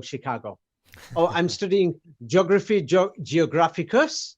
I'm studying biology, biologics also, and I like to study Spanish, Spanicus. And yes, have you not realized they're telling us that the subject is called mathematics? They repeat the same word twice. It was actually mathematics. Mahamats. Yes, and they changed it. You can go and check this out, that it's the most stupidest thing that nobody's ever thought. Why do we call it mathematics? This is beautiful because it connects, because at the time before the Quran existed. But now we've got an even bigger problem. Who is this man called Muhammad, Was he- Muhammad. Is he And reading he's the enemy Ptahotep's of divine maxims then? So if he's he's dealing the with enemy law. of the snake. He's the enemy of the Pope, the Papa Pepe. Krishna, And he's right, is the called the enemy of the king. serpents. Yes, the Mahamat. And then the Quran tells you, look for these numbers, 19. It's telling you, look for these codes. It tells you they're using them, and then look for the natural order that God's using. It's telling you. I'll give you an example now. Imagine you and me, and we bring together a lot of truthers, and we say, hey, these videos are going to be deleted on YouTube. The books people are publishing, they're going to be gone. So now we need to preserve the truth for 500 years' time. So now we bring together lots of people, and do you know what we decide to do? We say, let's compile a book. Yes, and in this book, let's put down all the scams and tell our great-grandchildren 500 years' time, don't believe these scams. Do you know what we're going to put? John F. Kennedy assassination, a scam. Gulf of Tonkin to create the Vietnam War, another scam. Weapons of mass destruction to create this and that, another suspicious scam. Yes, September the 11th, they said 19 hijackers, once again 19, another scam. We're putting all these things down in one book, and then do you know what we tell our children and grandchildren? Memorize this book. Yes, because this has got the truth in history. That is what the Quran is. It's got a list of all the historical lies in the last several thousand years, and it says put it down. They're lying about Ozer, and they've lied. They've made us think it's Osiris, because the moment you look at the Quran and you realize Ozer, I've got to find him, and it's not Osiris, then you think, damn, the Pope and the Pepe and these people who were classified as Jews, then this means that the Muslims are looking at they look at an Israeli and they think, hey, we're fighting over a mosque when that building's not even a mosque. Yeah, it's an industrial place that Arab nationalists have used, and then you things like this, and then you've got Israeli nationalists. They're going to make they're turning their children and grandchildren into filled with hate, or just over a place that was just a mining place and just an industrial factory. And they'll say, oh, what about the Arabic writing on here? Well, go and have a look at some of these other industrial Islamic places, from a few centuries ago. They've got Arabic writings from the Quran, because Muslims normally do that. If they've got a business, they're still putting verses of the Quran on the walls. You've seen the helmets of the kings of Russia. Yes, absolutely. And all the armies of Russia, they're putting verses of the Quran on their swords, on their helmets. Muslims do that. So the thing is, there is no evidence that it was a mosque or place of prayer until only in the last 200 years. But the thing is, now we've got an even bigger problem. We don't know who this Muhammad or person is. That this war has been going on for centuries between the Papa and Pepe, or whatever he wants to call himself, Pope. Yes, the leader of the snakes and chaos and demons. Yes, and the Muhammad, the great maths, that you can manipulate maths. And it says that the Papa, the Pepe, yes, they manipulate mathematics, and they do it using language, saying, look at this gematria, this word, this letter represents this, A for Aleph. The Muslims have kept it simple and said, Alpha and Omega, that symbol represents Allah. So simple, they kept it that. But then, the Vatican has said, no, it's Allah. But the alpha is just an A. So in the same way, the word maths, nobody has a look. It actually originated from the Arabs, the Arabic numbers, whoever the Arabs were. Yes, most of them were in Europe at the time, mysteriously. And then the thing is, Muhammad, he was just the great maths. That they couldn't challenge this Muhammad or Muhammad or Muhammad. They couldn't challenge him. It's because he had that much truth, because in his book, the historical scams, you can't challenge it. Now, the thing is, when it comes to religion, I'm not talking about this. Now, the religious side, the Muslims claim that this is from heaven or from God. I am not talking about the heaven or the God part. I'm talking about history, because we're trying to see who's telling the lies in history and where the scams are. So can you imagine if we created a book like that? And then once again, this place where this Muhammad chose, he chose the center of the world, of the known landmass, and said, pray towards here. And in this book called the Quran, it says, you don't have to pray towards here. Wherever you turn, God's there for you. You know what I mean? But it says, pray towards here. And the Muslims have no animal sacrifices. The only sacrifices that they can have is what farmers do in Pennsylvania, or they do anywhere in America, saying, we've got to put this animal to death because we're eating it as food. That is all. There is nothing else. I checked it in the Quran because I wanted to see what it was about. So now the thing is, the Muslims have Jesus Christ is a normal man. Yes, he's helping people. There's no blood story there. The Muslims have a building there to pray. So what if it looks like a cube? So do many houses in Miami. I love them villas in Miami. Gosh, they're huge. And some of them just look like boxes. That doesn't mean it's, anything to do with devil worshipping. My bedroom's in the shape of almost a cube. Yeah, does that mean I'm worshipping the devil here or something here? No. People are just going a bit too far. Yes. But anyway, all these things are related. And as you can see, it's very suspicious. But let me tell you a few other things that are going to totally shock you. Yes, about the Kabbalah. Yes, about the Kabbalah. Yeah. Let me just find this about the Kabbalah. Oh my God, the Ma'at connection is really interesting, and just the fact that it popped this is called Isfit, is the Egyptian name Isfit. It is even worse, because can you imagine that if this is there in ancient Egypt, then the thing is, the problem is that this whoever this Muhammad or Muhammad came, he was fighting against the Papa, and the Quran actually says he was fighting against Abu something or Abba something, father of something, who's the leader of the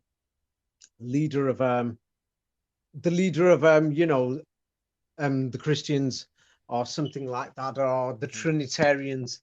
I'm not sure what it is. But anyway, let me send you the Quran. The Quran condemns the Zohar and says, don't call the demons and things like that, because they can't do anything for you. Yeah, they cannot even create a fly. And then it says, Kabbalah in Islam means to turn towards God, not to turn towards demons or anything else. And it says to God belongs the East and the West. So you can turn whichever direction you want. Yeah.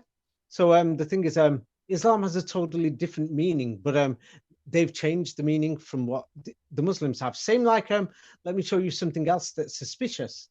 I found this very suspicious, that we've been told that there was the Ark of the Covenant, and it goes towards the so-called God's house or something.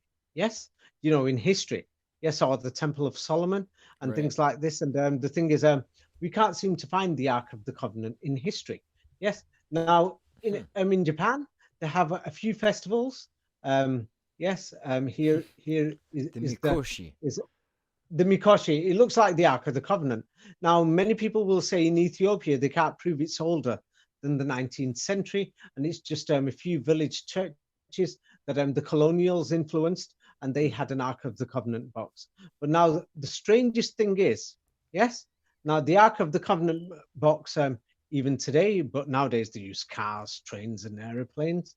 But the Ark of the Covenant was globally done, several times a year, of Muslims walking or carrying their caravans, going from all over the world, that they had their own Ark of the Covenant with the scripture of the Quran and other things, and they used to go to Mecca. As you can see, the procession to Mecca. I'm sending you pictures, from everywhere. Have you found these pictures? Yeah, I'm looking at them right now. This is crazy. Yes. So with the pyramid on top of the box tent. Oh God. Yeah. So now I've investigated this tradition. I could trace it back up to 200-300 years. Japan, in Russia, Arabia. Oh, the history of Japan is very suspicious. Now, the thing is, before 1945, let me show you the real Japan that they don't show you in books. Now, the thing is, the Japan that they're showing us in books is just a scam and a big lie. I call it a scam. This is what they're showing us is Japan before World War II. Now, when you see this picture, at first it looks natural, but once you see the real Japan, you realize these photographs are staged. Have you seen the like women sitting on from the the floor? 60s to me now, but yeah. No, this is before the war, black and white photographs. I just mean, I've seen some movies that look like this now, but are you sending a second picture? You're saying? Yeah. But anyway, here is the real Japan. Yes. Let me see if I can zoom in on this Um, picture. 1 second. It's a little smaller. 1 sec. yeah, this is the real Japan. Yes, have you seen it? Yes. Let me just send you you know, women in the city area, the real Japan. They don't show you all of this. Yes. Can you see? What does it say Look at more how they're percent? dressed. Now the thing is, let's look at the village women in the farms. Yeah, how I've sent you city women. It's like they're teaching us some bogus, pathetic history. Yes, I've got no idea why they're doing this. But even at the end of the war, 1945 and going up to 1950s, yes, half the city women, the slow transition. Now let me show you what happened. The Americans walked into Japan in 1945, and this is from a Japanese museum, and I'm going to here it is from the Japanese National Archives. Yes, I've sent you the Japanese National Archives, and it shows that the Americans have now occupied Japan. And now the government, they've set, the Americans have put their guys there. It's like, can you imagine I walk into Chicago and I've got guns there, and I say, hey, you know, the British are ruling here. I put my people there.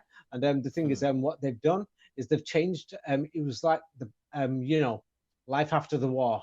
It was like a battle for the clothes, implementation, you know, for the simplified clothing. And, you know, if you still look, even in the 50s and 60s, they don't show us that Japanese women that are protesting, look at how they're dressed. They look exactly the same like Middle Eastern women or women in Europe before the modifications came. So now then the government advises on how the women should modify their clothes. And have a look at this. They show that the old fashion is a woman who's dressed covered from head to toe. Then you have the saying that this is the new traditional clothes called the kimono, and without her head covered. And then the modern fashion is, you know, starting to show your legs, you know, in the 40s and 50s. So there was a transition. But let me send more evidence in case. Wow. So, yes, this is. Bless you. This is very important. Yeah. At first, it sounds like nothing, but let me show you why this is very important. Yeah, September the 11th. So now let's look at World War II we're talking about. September the 11th, this is from my book, Coronavirus. They turn around and say September the 11th was 19 men. Yes, I've sent you that. I'm going to try and make this quick. Yes, so now the thing is September the 11th, many people said it's a scam. So now the Japanese government, yes, inside their parliament anyway, the Japanese government turned around and said that, you know, many of their parliamentarians, yes, came out in public and they spoke in Japan. This isn't a lie. And they turned around and said, hey, there were explosions inside the building. And they questioned and many parliamentarians in parliament, yes, said, hey, this sounds like it's a scam, it's a joke. So now, why would the Japanese say this? Now, the thing is, let me show you a few mathematical figures. Pepi, Papa, ancient Egypt, mathematics. Don't forget that. And they do it with precision. They've been doing it for centuries or thousands of years. Between the Bali attacks at that time and September the 11th, there's exactly 1 year, 1 month, and 1 day. Now, the thing is, between the Madrid attacks, yes, and September the 11th, there's exactly 911 days in between. Now, between the Bali attack and the London attack, there's 999 days in between. This is no coincidence. Yes. Now, the thing is, now the next thing we're going to get at is the Japanese disaster. There was the Japanese disaster in Fukushima earthquake, 2012. And as you noticed, Gangnam Style 2012, the 19-minute error in the calendar of the Mayan calendar. All this is suspicious and nobody is telling you about the number 19, but the Quran tells you, go there. Yes, go and examine it, and then you will know the Quran is speaking the truth.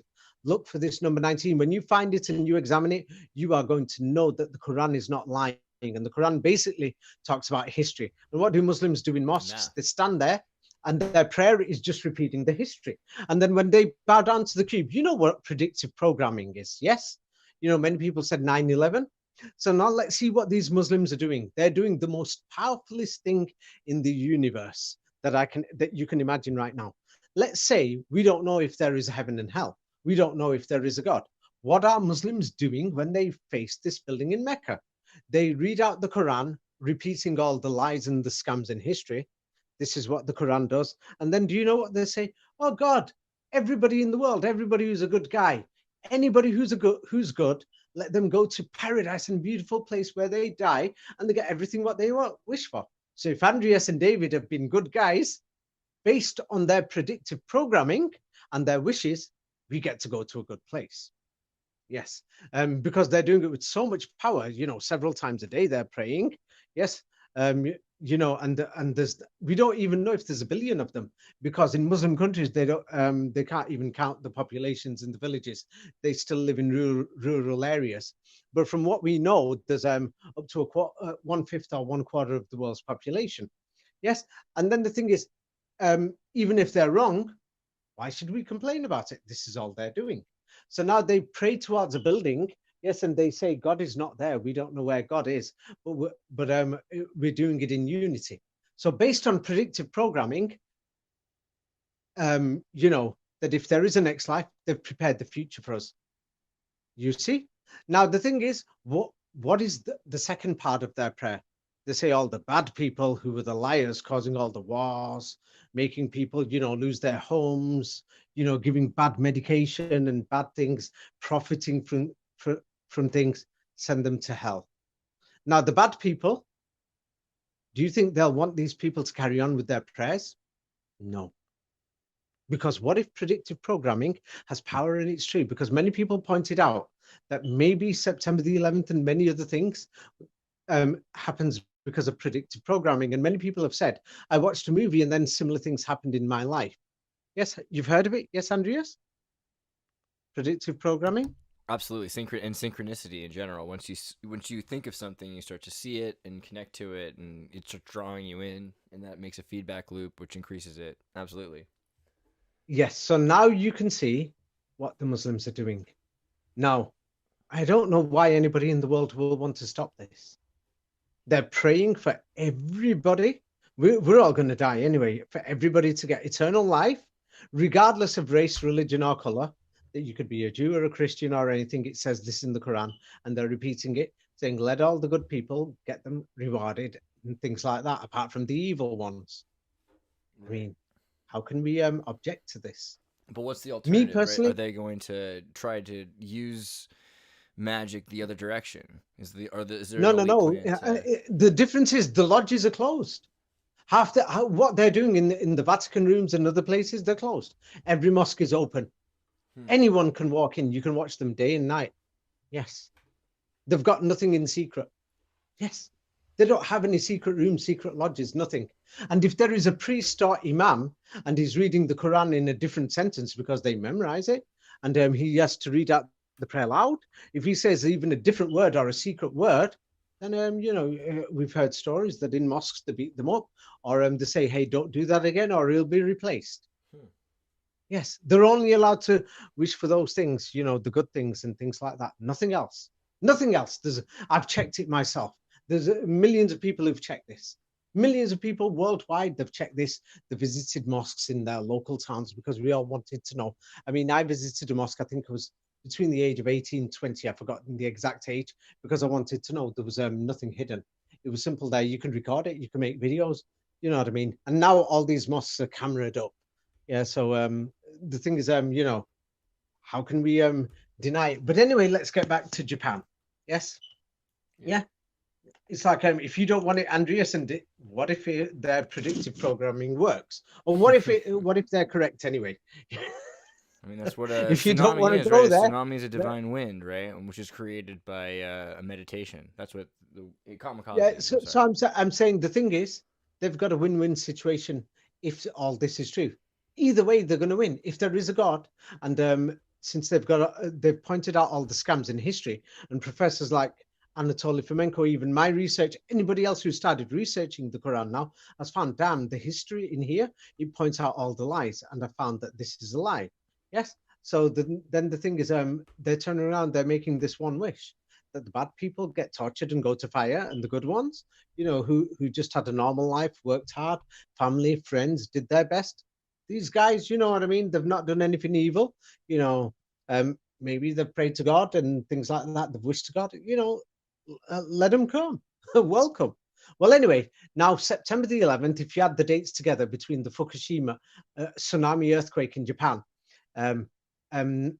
September the 11th is 9/11/01, and then the Fukushima earthquake is 3rd of March 2011. When you add the dates together, it was 22nd of December 2012, the Mayan calendar date, as you've noticed. Yes.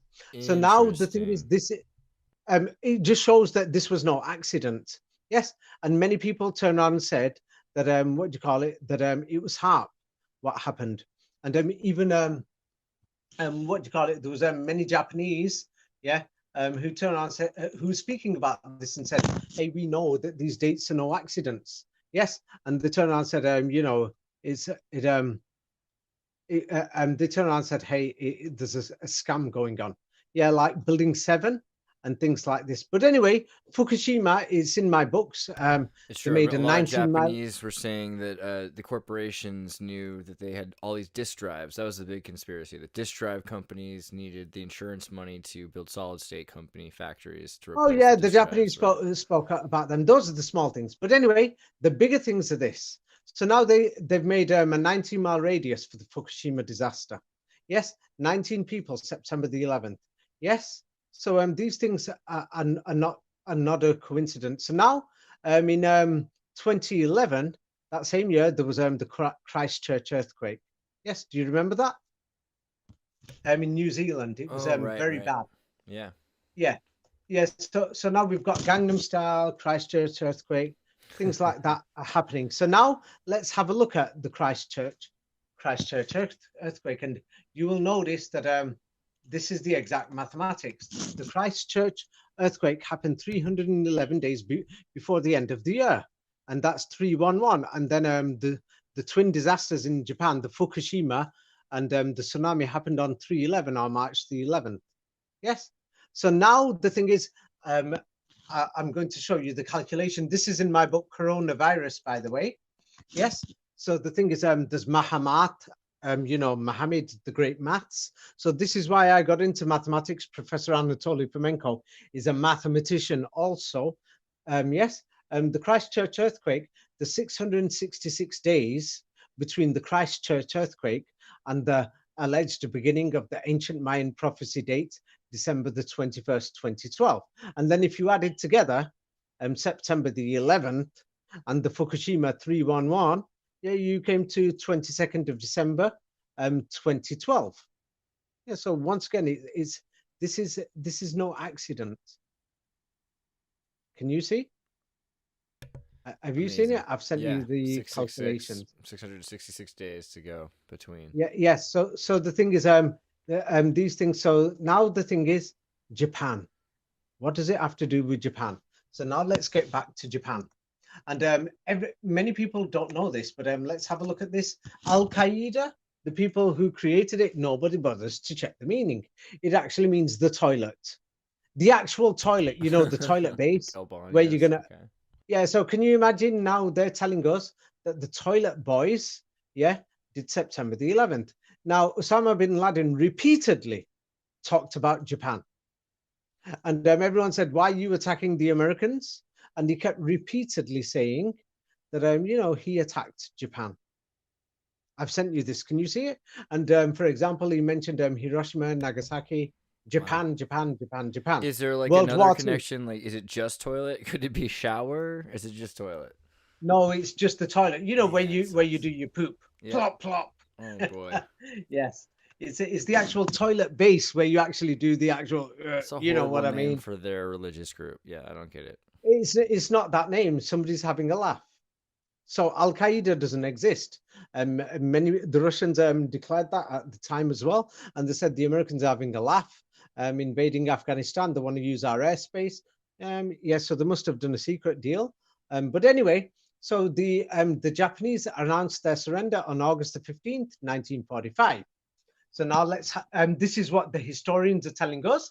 And then mysteriously their women and their society changed and they had to change their fashion, everything. Yes. And their fashion mysteriously looks Islamic. Yeah. I'm being serious too. When people look at this, then there's something more suspicious going on.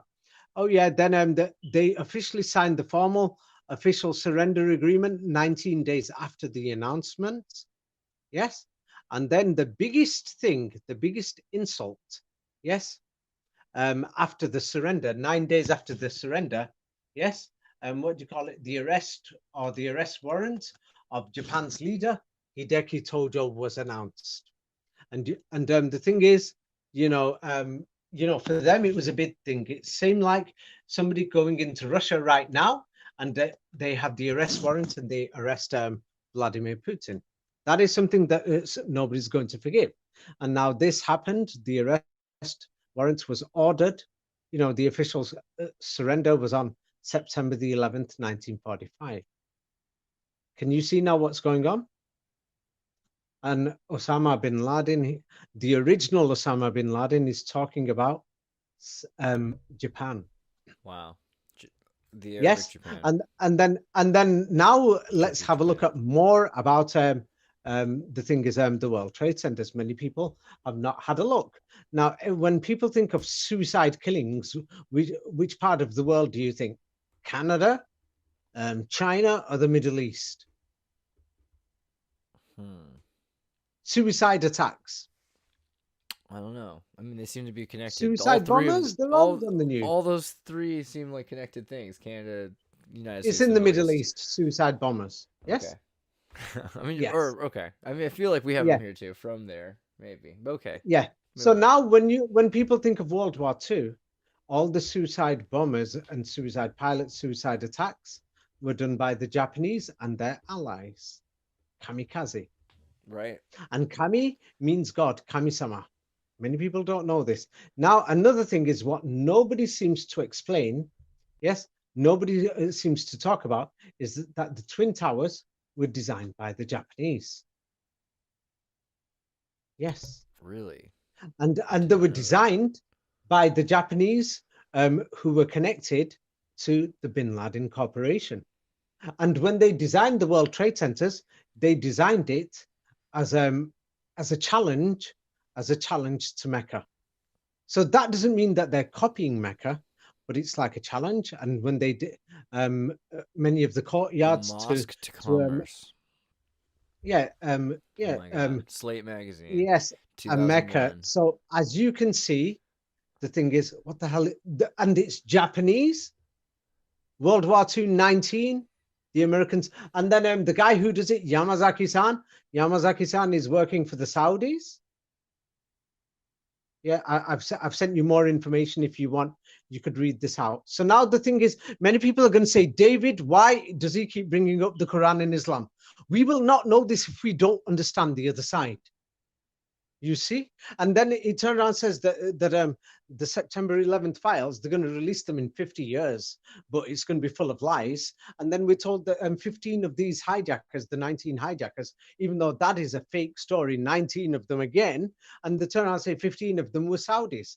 And then they're not telling us what the Saudi information is. So Yamazaki-san, yes, was a second generation Japanese American. And he's working in Saudi Arabia, building the airports and things like that. Is connected to the Bin Ladens. And all the tower. Yeah. I remember reading something about the architecture of these buildings in Japan that are flexible, and then that's how they help the Arabic buildings. That's interesting, and that's also something that they use to keep skyscrapers going taller. But wow. The thing is, can you see now? September the 11th, they arrested the Japanese leader, and the Japanese elite have never forgiven.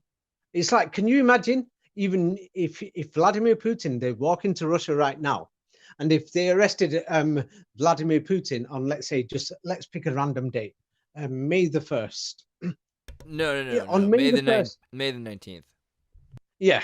So now if the White House gets attacked 50 years later on May the 19th, wouldn't that be suspicious?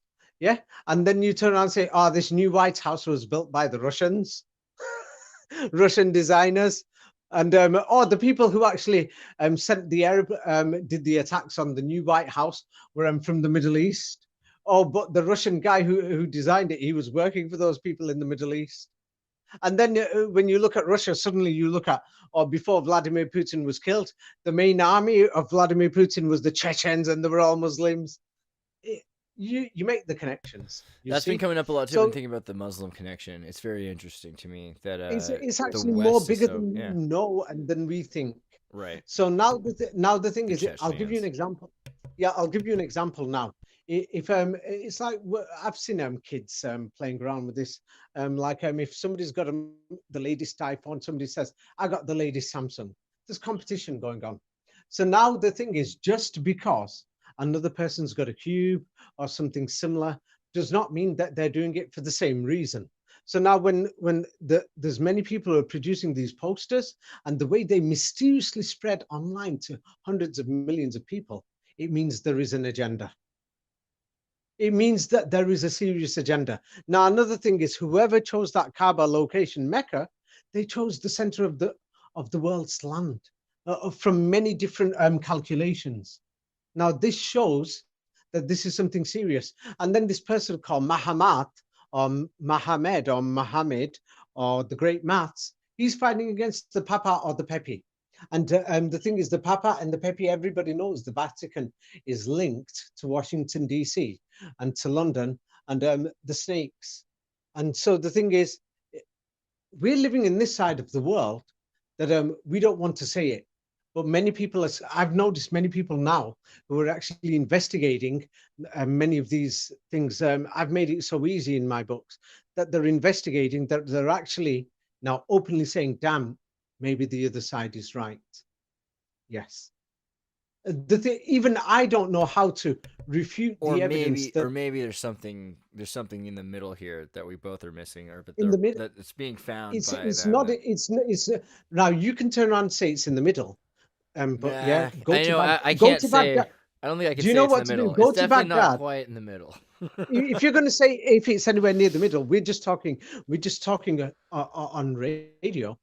Would you dare to say that to stand in front of a million people who've had their brother, sister, or somebody killed by the Americans in Iraq, or a million people in Afghanistan? Dare to say that it's something in the middle and it's something else? I would continue to say it's not about America. Absolutely, I think it's billions of people. I mean, and probably more. Yeah, but it's not about the left or the right or the west or the east. It's about the above and below. You've got the elite and you've got the people. It's more to do with power.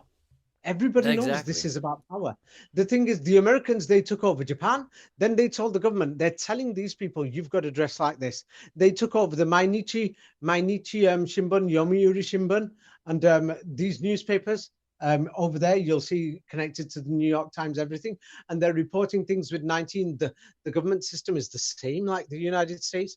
They control the exact show. And now Japan's birth rate has gone down. They've got to bring immigration. In Europe and America, people have realized now that they've got to open the doors to immigration. They've got to let everybody in, from other parts of the world. It's like the Song of Roland, the Roncevaux Pass, Yeah, and everybody knows that there's everybody knows that it's a scam. There's conspiracies going on. They know that COVID-19, once again, named Corona. Or careful here. We're still on the radio, remember. Yes, and the thing is, everybody knows that there's a scam going on. And the thing is, yes, if people are going to say, hey, it's somewhere in the middle. Well, before I even say that, because I actually said maybe there's a third way. And then, you know what? I say this to people, but then somebody else turned around and said, hey, just come to my country. Or some other people, now there's the next generation of refugees who are growing up from Afghanistan and saying, hey, my father came as a refugee here and he's got one broken leg. What do you have to say, David? What am I going to say? Right. It's true. What am I going to say? 20 years ago, the Americans walked into Afghanistan. It's just important to remember that we are not, we say we are the Americans, we act like we are the CIA or we are the British military. So the thing is, we have been ignoring the other side. And this is not just about war. It's like there's many people who turn around saying, tell these Latino Americanos to go home to Venezuela. Okay. Yeah, they exist, yes. Right? Yes, and then the thing is, they're saying all these people are coming from these countries around the Caribbean Gulf of Mexico. But nobody's going to turn around and say, hey, these Western corporations who went, and then when they built a pipeline, there's been a pipeline or a chemical spill that's cleaning the pipeline. It's infected the water supply. Now on the land, you can't do the farming, and it spread the river. You know, the rivers have their estuaries, and then these people are on the move. They can't go anywhere in cities. So they think, I've got no home or anything. So now I'll just go to the United States. And then people are saying, they've done something wrong. Okay, send them back. But also, you know what to do? Switch off the lights and everything else. And petrochemicals that makes the plastics in America and Canada, don't use their gas, don't use their electric, and then send them home. Right. Or between start war paying and them. malaria and Coca-Cola, it's Yes. hard living. It's going to be cold in New York and in Chicago and in Philadelphia and in Detroit. But the thing is, people are not thinking, and they're just going to turn around and say, maybe. Andreas, we can't just say maybe anymore. And I can't either. So Fair. sometimes some people say, it looks like I'm arguing. I am not, because the difference is I'm sure you also do. It's not a difference. I'm sure you do. But I've got to consider the feelings now that many people talk to me, and many people turn around and say, hey, David, yes, okay, you spoke up the Quran, and then some evangelical Christian came online. And if somebody says, I'm supporting Muslims, no, I've shown that the scam of the mosque on the Temple Mount, it's a scam. It's an industrial building. The point that you pointed out about math and ma'at is very interesting to me. I mean, because it really does get down to the base everybody of it all. knows that they turn around and say the Prophet Muhammad was an amazing mathematician. The Quran describes these people as professors. When you first started getting into showing the proof of ancient Egypt, the way the modern dinosaurs in ancient Egypt are conflated in the 18th century and made up stories, one of the things I still found to be, pressing is to consider Ma'at and to consider Ptahhotep's divine maxims, the 42 divine maxims, and this idea that, because that's so far removed from what we're taught is Egyptian history. It's not just in Egypt. All these European Babylon languages, and Islam, math Arabic, means and truth or mathematics. Maths is truth. Math. So now the thing is, he was called Muhammad. Math religion, yes, mathemagics. Yeah, Donald Duck in Mathemagic Land. Yeah, math. So now the thing is, in the Quran, it turns around and says he was called Mat or Ahmad. Yes, and then there's Maha and Maha Ahmad, Muhammad in English. I pronounce it Muhammad because in England I got used to it like that. If I was from a Muslim background, they pronounce it something else. Let's see now. How do they pronounce it? I'm not sure, but I'll have to try to get used to it. But the thing is, Andreas, we've got to. I'm sure you speak to many people online, and there's many people who are turning around and saying, "Hey, David." The thing is, when you're going to turn around and mention this, you've got to consider this. Now, the thing is, I didn't want to mention Temple Mount. Some people have been trying to tell me, saying, hey, this is political. Yes, you do know there's going to be political forces who are not going to like it. Many Muslim forces and many Israeli forces who are not going to like it. I mean, you're kind of arguing for everybody here. People are going to hurt each other for many more years, and they're hurting each other already because they think that there's some ancient mosque that was here, or some ancient temple. Offered some sort of a common ground, the Temple Mount, for people, because there is something about our ancient history. It was an industrial mining place. Yeah, it was an industrial mining place, and you can see in all the other places that have been modified in the last 150 years that now they're using it for nationalism and religion. In Cairo, they're doing the same thing. In Damascus, Halab, Aleppo, they're doing the same thing. In Amman, they're doing the same thing. In Athens, in Greece, they're doing the same thing. Oh, this is ancient Egypt. Greek temple was here. Acropolis, the great temple. So now they're telling us this was an ancient temple here, King Solomon. All these evangelicals, the thing is, they're excited about it. But the truth is, it's a mining site. The entire area looks like a mess, and many people did farming. And then eventually the place, they cleaned it up a little, and Muslims used it as a mosque. And then it became a mosque after, so it means it originally was not a mosque. Yes, and it originally wasn't a temple. It was a mining site, same like all the others. All the others look exactly the same. That, for example, it's I've put a few examples in my books, and that people can have a look at, and they can check it themselves. That even the building that's still on top of there looks like some of all these water-powered industrial stations that we've got even in England. And I've sent you an example, several examples from England. So the thing is, people shouldn't, fall for all these religious scams on either side. So it doesn't mean I'm supporting Islam or anything here. The Quran, I look at it as a historical document, and I found that the scams that it mentions, it says, hey, this is a scam. Go and Right. check. It's not about the So I middle, checked. it's about the deeper. There's something deeper underneath the Yes. mining. And Yeah, if the we thing look is, into the actually, mining, we'll find out more. actually, the thing is, I don't know if Jesus Christ ever said this: find the truth, and this truth will set you free. Now, Temple Mount, I can find nothing religious Good about line. that place whatsoever. Yeah, I can't find any historical mosques or temples there. What I do find is that there was mining going on there, and those buildings were used for machinery for industrial purposes, and they've been modified, and then the Muslims have been using it as a mosque for at least up to 2 centuries. That's what I found. If it's longer, I've not found that evidence yet, so I'm not going to say it's longer, but I found it's up to 2 centuries. And now I've seen that, now they're claiming that there was some ancient temple there, you know what I mean, that Jesus Christ went to, and King David went to. There's no evidence of that whatsoever. So I hope people don't fight over it, and I hope it helps. These things help towards global world peace. Find the truth and it shall set you free, Andreas. Let's leave it at that. I hope God, that's this is a good one. We're going to have to do another one really soon. This is just a jumping off point. I'm going to also start sharing some of the ones you did on Act Like You Know 26 with Raphael. Yeah. Because I know you did some amazing episodes there too. And this is just incredible stuff. Thank you so much. Andreas, I didn't mean to get personally, but the thing is, when we talk about things like September the 11th and things like that, many people are involved, and many people's feelings. Absolutely. And because now in England, that's the point. They let in so many people from Afghanistan that in Manchester, there's thousands of people from Afghanistan.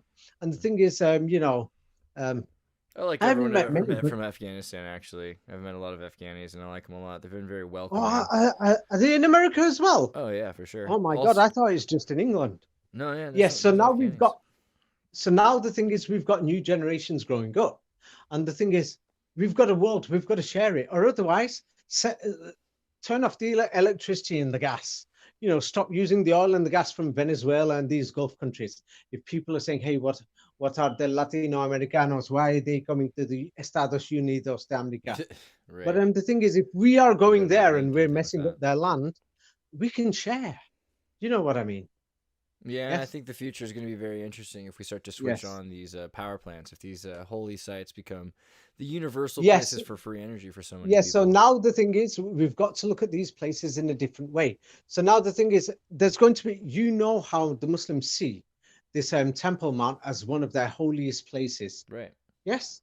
So the thing is, but if somebody I feel like the Muslims, like Saudi Arabians, could totally be down to have a temple be so if the Muslims are going to be saying hey, David is he spoke about the Quran 3 or 4 times, and he said it's got some historical things that are truth here. I've shown here that this is now in the political sense, I've shown that Islamic politics is fake and it's a lie, and they're using nationalism and fake industrial buildings into true math. Yes, but I'm showing that the thing is, it's created hatred and conflict. And the thing is, what is even worse is that, can you imagine some of these global powers, the global economy is slowed down? If they could get a war in the Middle East and sell weapons, and the war lasts for 20 years or 10 years, something worse than Iraq over Armageddon or something, they're going to sell lots of weapons, make lots of money, and economies in some places are going to be running for an extra 10, 20 years. Do you know how some of these sick people think, Andreas? Many business people will say, I just manufacture iron or tin. But the thing is, if the weapons dealers buy more iron or tin, I didn't cause the war, but as long as the war keeps going, I get to keep mining, I get to keep selling. So the thing is, there's a lot of forces involved who don't want these types of good truths to come out, so that people use common sense and say, hey, this looks like a factory, there's similar places. God is not asking us to fight over this place. There is no evidence that God has said this or that. So I hope that today's thing sends out a good message there. I'm not on either side. I'm not on either side. If people want a temple there, build it peacefully, make agreements. Yeah, but make it produce free energy. Put a Tesla coil in there. It sounds like a good idea, and share it with people. I think that's the idea. It should be for everybody. Yes. That's what I like. So I'm saying they can do it, but let's do this without hatred and nationalism. Evangelicals jumping around saying, "Hey, we want an Armageddon for the Messiah they want to come." it for the apocalypse. That's the other thing. Yeah, right? So I mean, how can you be so sick thinking we want people to get hurt? That's being sick. A good deal. Yeah, that's being a bit sick. You know what I mean? We're talking about human life here, and if human life is not valuable, if human life is not valuable, what is a Messiah if many people's lives are going to be destroyed? Right. Yeah. Isn't a Messiah supposed to be a beautiful thing? To bring us to safe place. Yeah, passive. This is crazy. It's interesting because the entire system is so ingrained to be, you're taught this as a child. From my concept of Christ as the Messiah. Yeah, my concept of Christ as the Messiah, he was healing people, sick people who had pain. Yeah, but now these people want an apocalypse of nationalism and things like this to hurt people. I don't see that as anything to do with the Messiah. I see that as world power leaders going there, thinking of their Kabbalah, selling weapons, causing mayhem, things like this. Maybe Yeshua's walking from temple to temple, from power plant to power plant, and it actually has some healing properties. I see these prophets of God as professors, and they were doctors. Jesus Christ used the name of God, and he was a doctor. That's how I see him. Yes, he was a professional, a prophet. Yes, and if people want to say he was the Son of God, I'm not going to go that far. Now, the virgin birth story, I'm not going to go into religion because the thing is, you can't verify it or you cannot unverify it. There might be some historical basis for it, but the rest, what we can't go into, I'm not going to go into because we know about Uzar now, so there's something to be said about what the Son of God and which Son of God is who. This is important stuff. So, Uzar, thank you for telling us all this. Yes, the Tsar, Caesar, Son of God. Yes, so that system they brought from Egypt, and they brought to or Babylon, and in their Rome. It's a long story. Anyway, Andreas, let's leave it at that, and let's hope that the truth shall set people free. I have no idea if Christ really said that, but it's a beautiful statement. I like that. And what is the truth? Maths. And what is Muhammad? Muhammad. Yes. EMET, his name is even truth. The word Muhammad, his name Mat in Hebrew or in Arabic, just simply means truth, the great truth. And Jesus said, find the truth and the truth shall set you free. The great truth, Muhammad, he spoke about mathematics and he speaks about the lies in history. Yeah, it actually matches. So when the Muslims claim that Jesus Christ was speaking about Muhammad or Mahomet or Muhammad or Muhammad, it sounds pretty convincing. That's what the Muslims are claiming. Now, I'm not going to get into the religious side. I'm staying out of that. Yes, but that's what it sounds like. Anyway, Andreas, let's leave it at that. Find the truth, and I hope it sets people free from nationalism, hatred, and divisions, and we can all build a better life for the future for everybody. I hope bless so. you, David. I'll talk to you soon. Yes, bless you too, Andreas. Okay, yeah. Take care. Yeah, bye. Everybody, tune in to Recent Tartarians. Recent Tartarians. Recent Tartarians. Hello. Welcome to the Xirtus. Tune in for another exciting episode of wonder, imagination, and discovery. Recent Tartarians. Она образует всеобщие закономерности, определяющие законы классической физики для нашего Sometimes I мира. look at the moon and just think, your skin's beautiful. Baby, when I met you, there was peace unknown. Что касается энергии нано, то она превышает ядерную в немыслимое число раз. 10 в 74 степени. That's it. That's it. That's it. With your arms now. That's it. That's it.